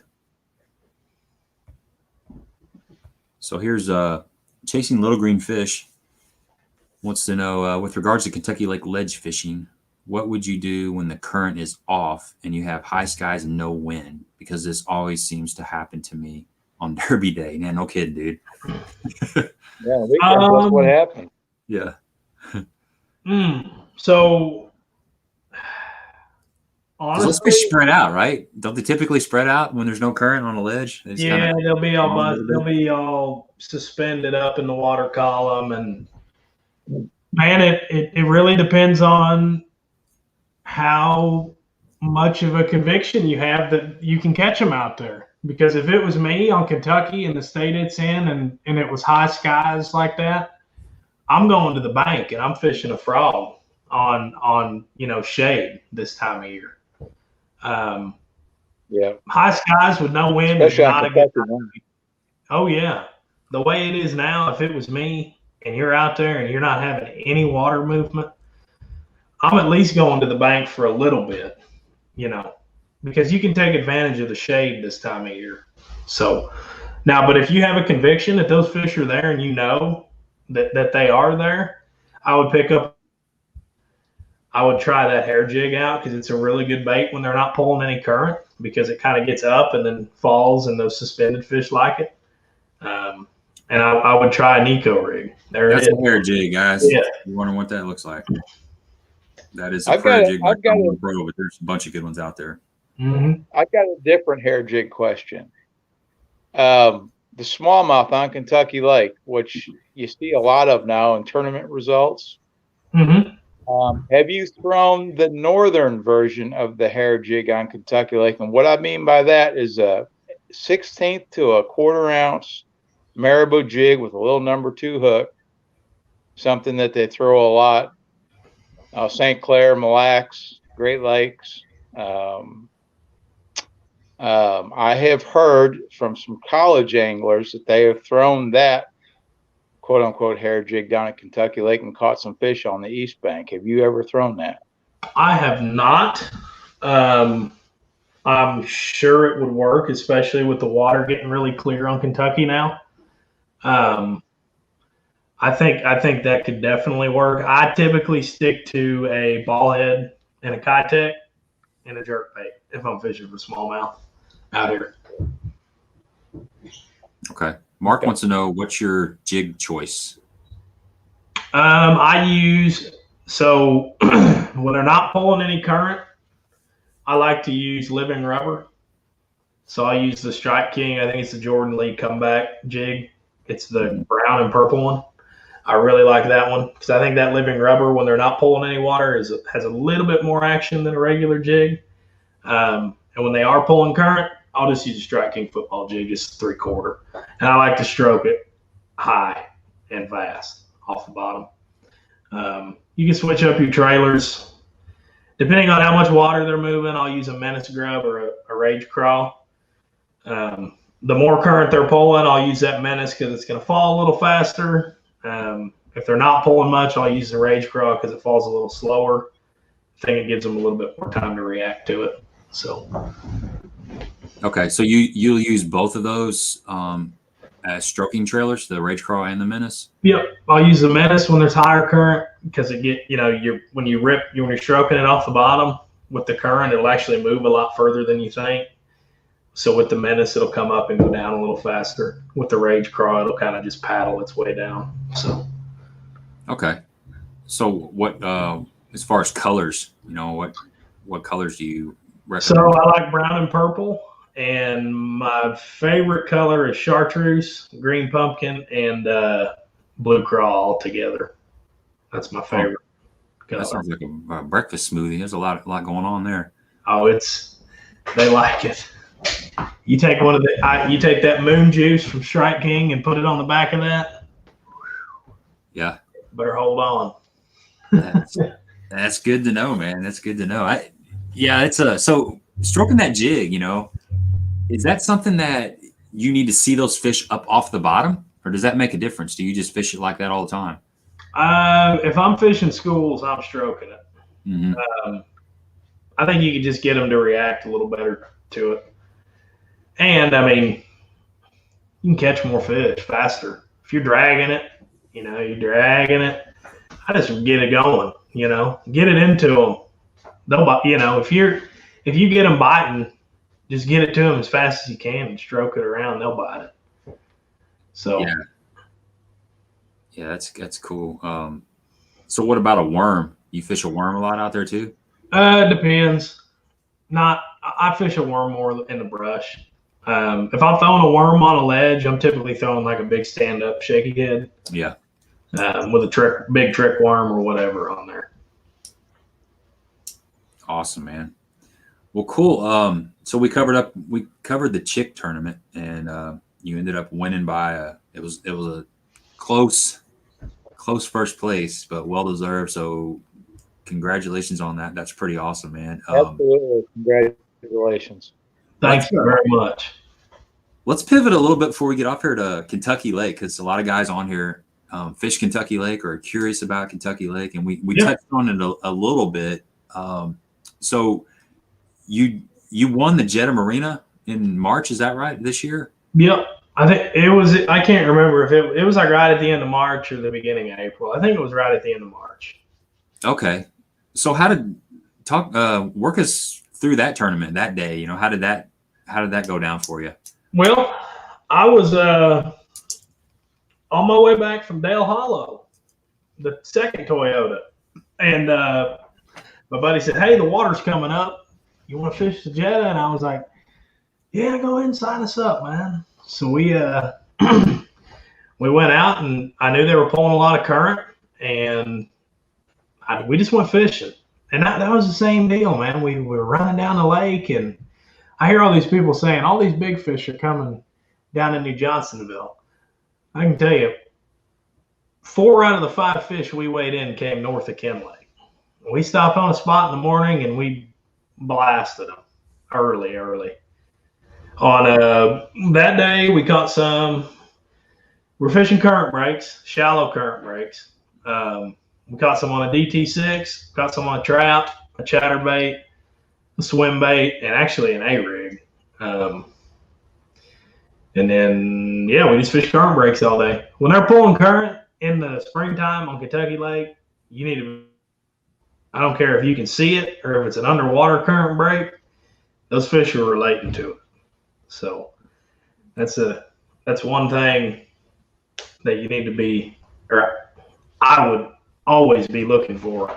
So you're targeting, you're saying current breaks, so main lake points and maybe the backsides of ledges and stuff drop? Yep. Anywhere that the current can get diverted, that them fish can stage up and eat before they go in and spawn. So mouths of creeks, points, sometimes but a lot of people think of a current break, you got to be sitting behind it and actually fishing the break. Well, sometimes the best break's in the front of it, where the current hits and then goes the other way. Sometimes the best current break's on the front side. A lot of people just fish the back side. So you kind of got to look at it from all angles, because they'll get in some.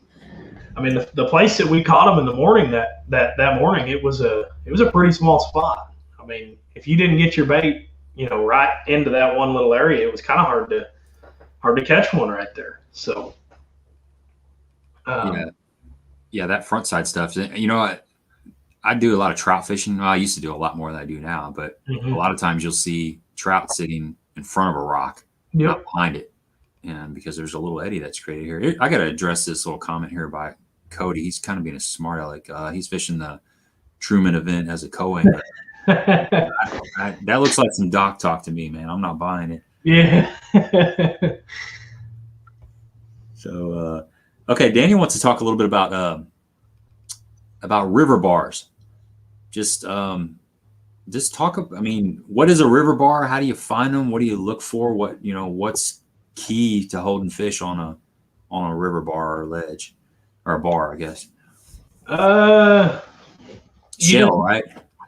Shell, rock, anything different than a flat bar, anything that they can get behind. And I typically like to fish the backside.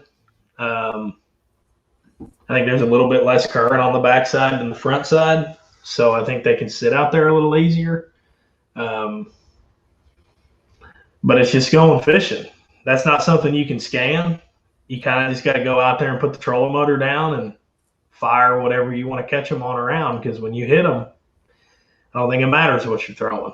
I think when you find them on a bar or a river bar, it don't matter what you're throwing, they're going to bite it. So you talked a little bit about forward-facing sonar, the Lowrance active target. I was thinking, is that something that you can? How shallow is that effective? That forward-facing sonar?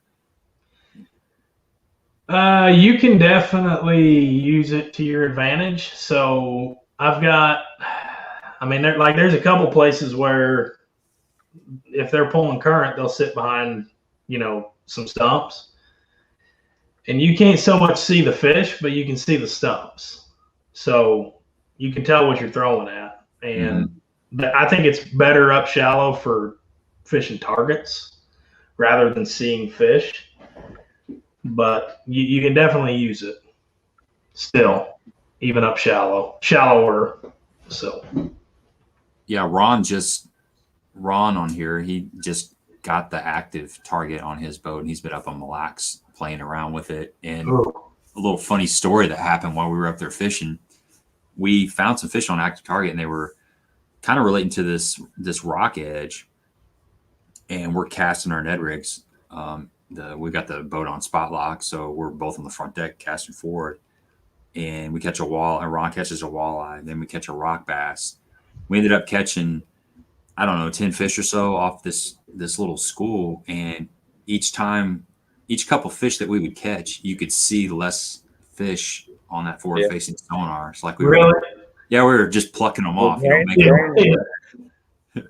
It's pretty crazy, because you never used to be able to do that before, but now you can almost say they're all gone. You know, where are we going? Yeah, I used it today. Our fish are probably, I'm going to just say 15 to 20% still spawning, 80% post spawn. Fish are, we have these huge reefs that may run a mile or more. And there's this one that Gabe fished. We're up on Miramar, Gabe. And anyway, we're fishing out towards the tip of Miramar, and there's these giant boulders. They're about the size of your truck.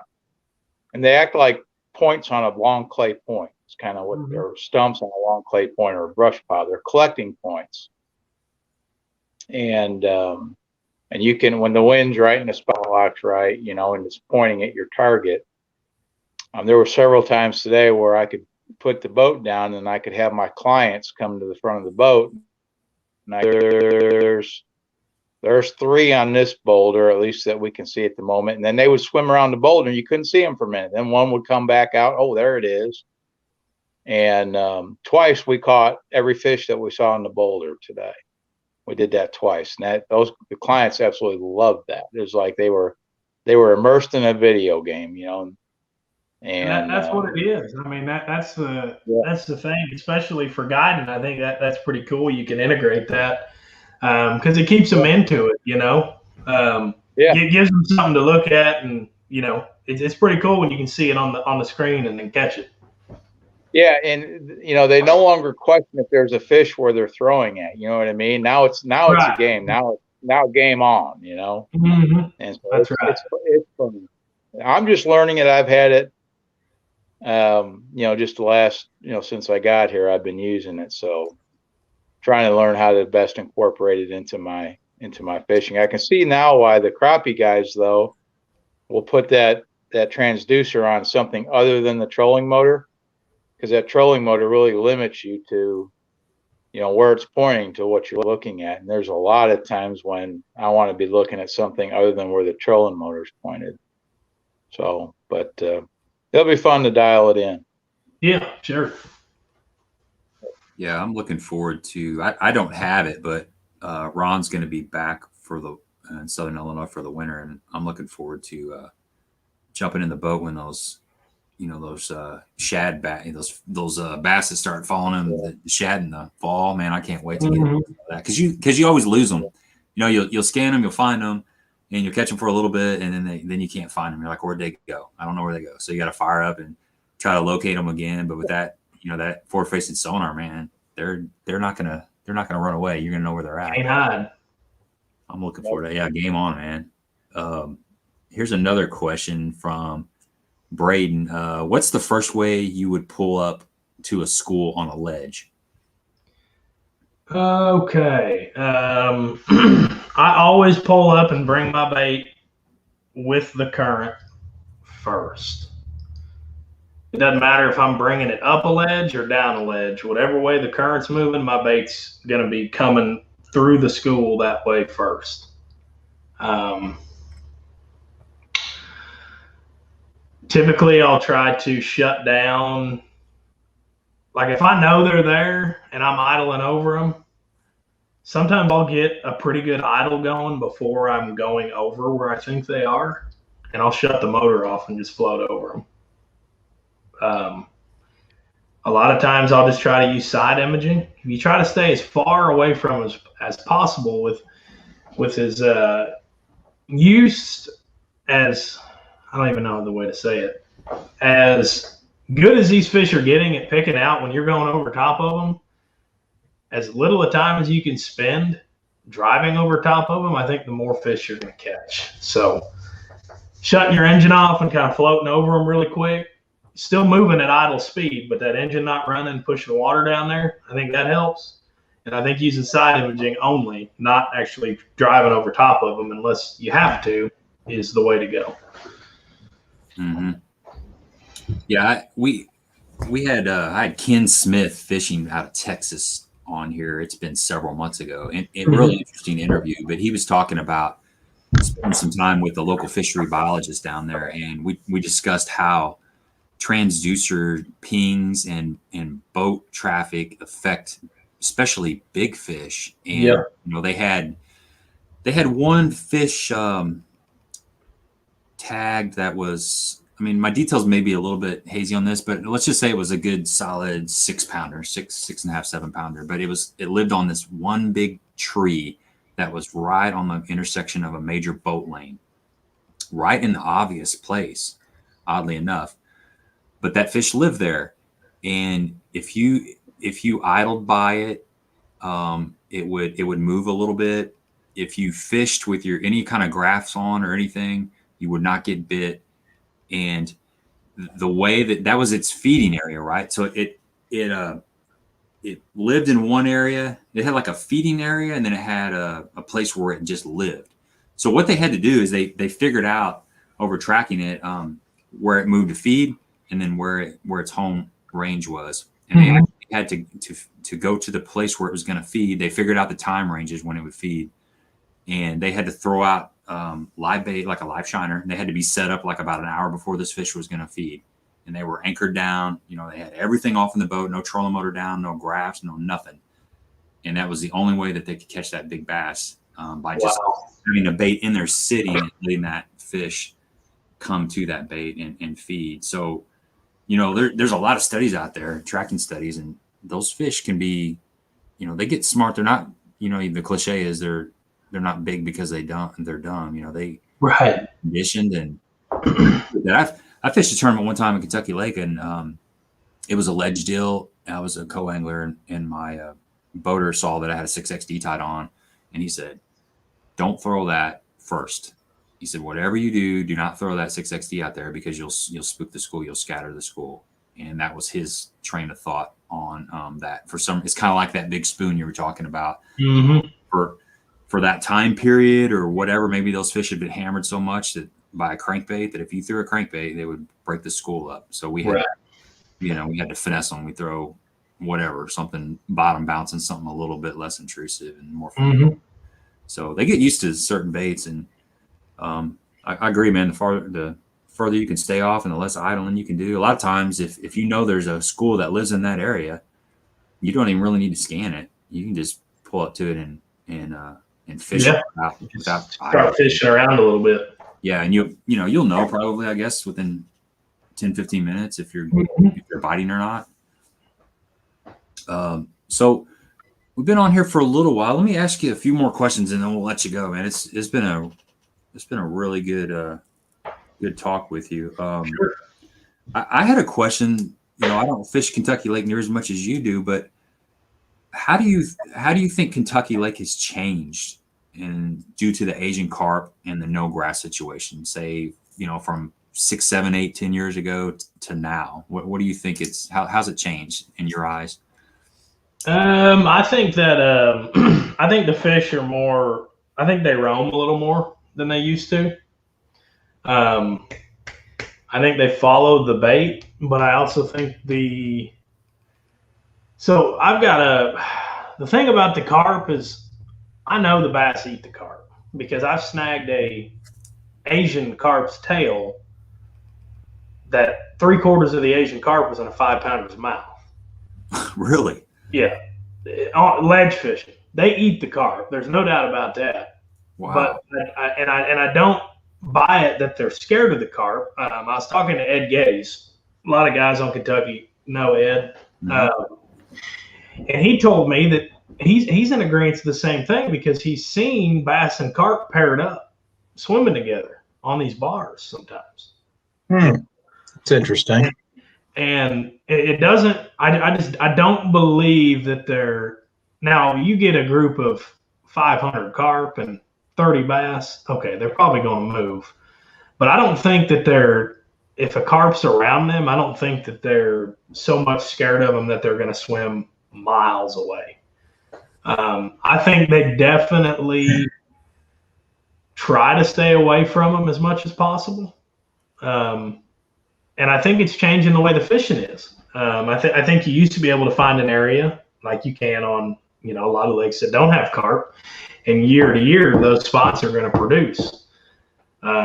But I think with these carp now, you've kind of got to rotate day by day, because this spot's good, but it might have a few carp on it this day. So there may not be as many fish there. But if you go to it the next day, there may be no carp, and it may have 100 fish on it. You know, so, and it all goes back to the thing I was saying about the Jetta. When they're pulling current, the carp are not. They don't get in the same places, and when all the bass are doing the same thing, I think it makes the lake look like it's got hundreds and hundreds of bass in it.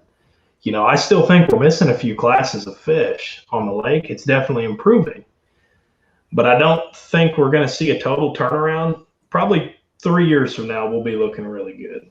But for now, without the grass and with the lake kind of turned into a Dale Hollow, if you ask me, with all the smallmouth being weighed in, I think you just got to junk fish. You just got to fish the moment, fish the day. That's why when I can't remember who asked about the high skies, I'd be going up and fishing on the bank. You know, you can't get too stuck on one thing anymore out here, because that day, those carp, or for whatever reason, it may not be happening. So you've got to adjust. And I've seen it. You'll catch fish in a place, and then the next day they're gone. And it didn't used to be like that. So I think it's just changing the way you have to pattern them, and you know, kind of, you got to run around and kind of fish a bunch of different spots in one day. I told somebody the other day I'd rather fish 100 spots out on the lake and hit 5 of them that have fish than hit 10 of my best spots and never get a bite. And that's how I fish out here now. So just run around and keep fishing.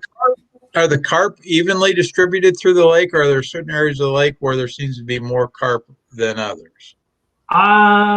There's certain places that definitely have more. I think the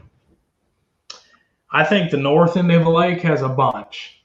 Okay. Like a bunch. I think around Pisgah and some of them northern bays up there, all those big clear water bays, I think they're loaded out. I think a lot of those bays are full of carp.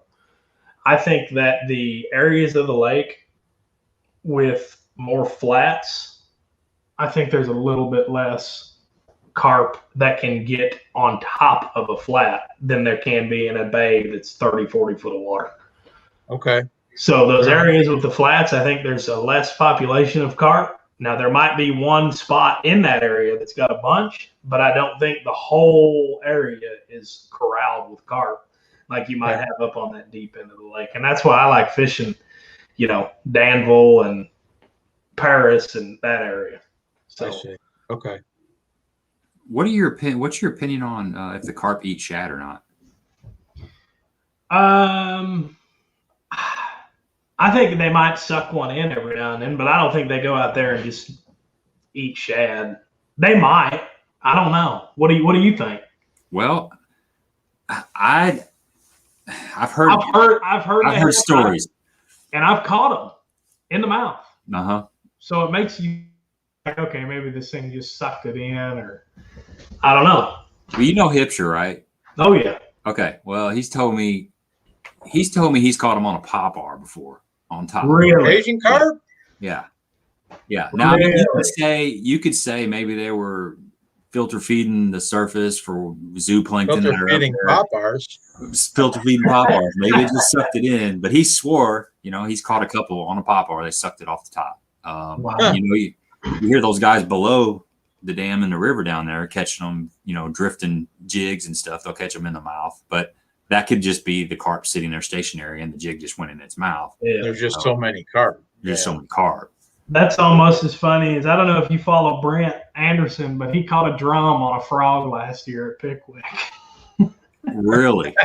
I don't know. I think that he posted the video, but yeah, he caught a drum on a frog. I bet he thought he had a good one. That's a new one. That's a new one. I was like, seriously? That's a lot of work for that drum, man. Oh yeah. Those drums, for the first 4 seconds, you think you've got the state record. Oh yeah. And then it turns into, he's rolling. Yeah, and they'll usually hammer it too a lot of times. Catfish are the same way, man.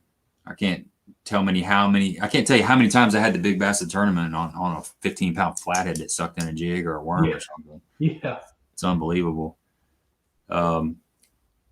Let's see. We got a couple more questions here. Jay wants to know What is your range preference to scan at? 30, 50, 70? You talking about active target? Yeah, I think he's so. talking about side imaging, probably. Yeah, or side imaging and active target, either one or both. Maybe he's talking about. So active target, I leave my the distance I'm shooting out on 60. Me too. I leave my up and down depth on auto. I don't want it changing how far out, up and down. No, I don't want to have to, manually change that. Side imaging, I use 60 in anything less than 15 foot of water, and 80 if I'm fishing deep, like 25-ish. So I do the same thing here on Mille scanning is 60 feet, and most of our water, we don't have deep water here, so it's mostly that 10 to 18 foot. Right. It seems to work pretty good. I like to get used to what an image looks like. You know what I mean? I don't want to be changing the buttons all the time, and then you lose perspective of what something's supposed to look like. Mm-hmm. Yep. Yeah, I always use the same color on down imaging and on side imaging. I use the green palette on Lowrance. I think it's number 4 on side imaging, and on down imaging, I use the blue, the lighter blue. I think it's like 1 or 2, maybe 1. Yep. Yeah, I like that blue too. It seems to work good for your eyes, and everybody's vision's a little bit different, so you kind of got to find a palette that seems to work for you. Right. 60, I think for me personally, 60 is what I use most of the time. I always think of if I'm scanning 20 foot of water, then 60 is a good number. Right. Yeah, three times your depth. Just roughly 3 times. And I mean, I guess if you were just looking for balls of shad or something, and you wanted to really go out there and you're just looking for stuff that's like grass clumps and stuff like that. Yeah, maybe you could go out a little further, but I just I'd rather just put it on 60 and then move in a little tighter to what I'm looking at if it's more than 60 foot. That's just kind of my theory on it, because I like what Ron says. I like to keep it consistent, so I'm not guessing on what size fish I'm seeing, how big the brush pile is I'm seeing, because you start playing with that stuff, and I'm not out there personally enough to mentally adjust, from 60 to 100 foot and, the different variations of what you're seeing and how big it actually is. Right. I agree. Yeah. So, let's see. This guy Swimbait says the carp in Virginia are munching heavy on the cicadas. Well, that's right. We haven't had that up here. We've had every other kind of bug hatch up here, but not cicadas. All right, check this out. I saw this guy. He's some culinary chef dude in California somewhere, and he was, every once in a while, these people are trying to sell this sustainable protein eating insects kind of thing, which it's a no-go for me, man. I'm just some things I think you're not supposed to about that. That's just the way it is. Yeah. He's got these cicadas. He had this recipe, this is on CBS or whatever, and he's got these pan-fried cicadas in this oil, and he's stirring them around like it's stir-fry, and he's adding some vegetables in there, and he's talking about how it's such a great food source, and it actually tastes really well if you know how to prepare it. And I pretty much had to turn channel after about 30 seconds because I started getting sick. I just can't imagine the crunch. Just a nice. That's a negative, Ghost Rider. Yeah, negative. I'm out, man. 0 on that. But yeah, so those cicadas are something else. not me, man. I don't eat cicadas, man. I mean, even a fried cicada, I don't think I'm going for that. You gotta let stuff go, man. So we went from Asian carp to fried cicadas. That's we covered good. It all. I think we covered it all. I'll let this gentleman go. Yeah, we did. There's one more question on here. We'll just end with this question, man. See what you got about brush piles. We haven't really touched much on brush piles. If you run and gun brush piles on Eufaula, what would your lineup be when you pull up on each brush pile? So you put a waypoint on there? Do you put a waypoint for your boat as well? How do you line up on brush piles offshore? So if I'm fishing brush, I will typically pull up, and I like to sit I use Lowrance, and on Lowrance, it's pretty cool. You can mark a waypoint on the brush pile. When you pull up, you can click that waypoint. It'll tell you exactly how far away you are. So I'll click on it. I'll get to where I'm about 60 foot. And I'll just kind of, fish around. I typically like to, if it's a brush on the side of a drop, I'll usually always bring it down the drop. Even if I know that goes against what I said about the current, but if I'm fishing brush, typically you want to be hitting the brush. It's not really about, so current could be involved, but I typically want to bring it down a drop with brush rather than up. You get snagged coming up, down if you're fishing brush. So I always try to bring it down if I'm fishing. If it's on the side of a bar or something, I typically try to bring it down the side of it rather than, sitting, throwing like at a tee. I don't want to throw at a tee. You can see that at the bar when you can throw down the side of it and kind of, because you might pick one up that's sitting 3 or 4 feet this way out of the brush or 3 or 4 feet this way. And if you bring it down the side and just bring it straight past that brush pile, you're not going to get that whole spectrum there that you could get bit. So it kind of just depends. But I always will fish it from different angles. If I'm fishing a worm, I'll fish it from one angle, switch around, and then fish it from the other side, because you may throw in there and that fish may just be looking the other way. So, you throw in there from the other angle, they may be ready to eat it. So I usually try to get a couple angles in before I leave. If I'm running and gunning them, you can make it quick. Usually if you hit it one time and they don't bite, they're not, they're probably not going to bite it. I like to catch the active ones. That's what I was saying about fishing a whole bunch of spots. If they ain't biting here, they're biting somewhere else. So you may as well just keep running. That's how I fish. So, Braden wants to know also what's your worm setup, rod, reel, line, and weight for a big rod, worm. reel, line, and weight. I'm using a 1/2 ounce weight. I just use a worm hook, straight shank. Typically 17-pound fluorocarbon. I'm actually using a Lew's. I think it's the Hyper Mag and the hair jig rod. Surprisingly, it's a really versatile rod. The hair jig rod is. I think it's a 7.3 1/2. It's got just enough backbone with just enough tip that I really like the worm, the hair jig, and a couple other stuff on there too. So. Is that the Mark Rose Ledge Series rod, or what rod is that? I think it is. Yeah, okay. It's specifically made for a hair jig. It's 7.3 1/2, but it's really good. I like it a lot. Okay, I'm not familiar with that rod. I have to look into that. William says, "Are you looking forward to Pickwick in the fall?" Oh yeah, we qualified for the Toyota Championship by winning at Chick. So we got that coming up in October. I'm definitely looking forward to that one. It'll be, I'm sure me and Will there, we'll probably spend some time down there. He was my college fishing partner.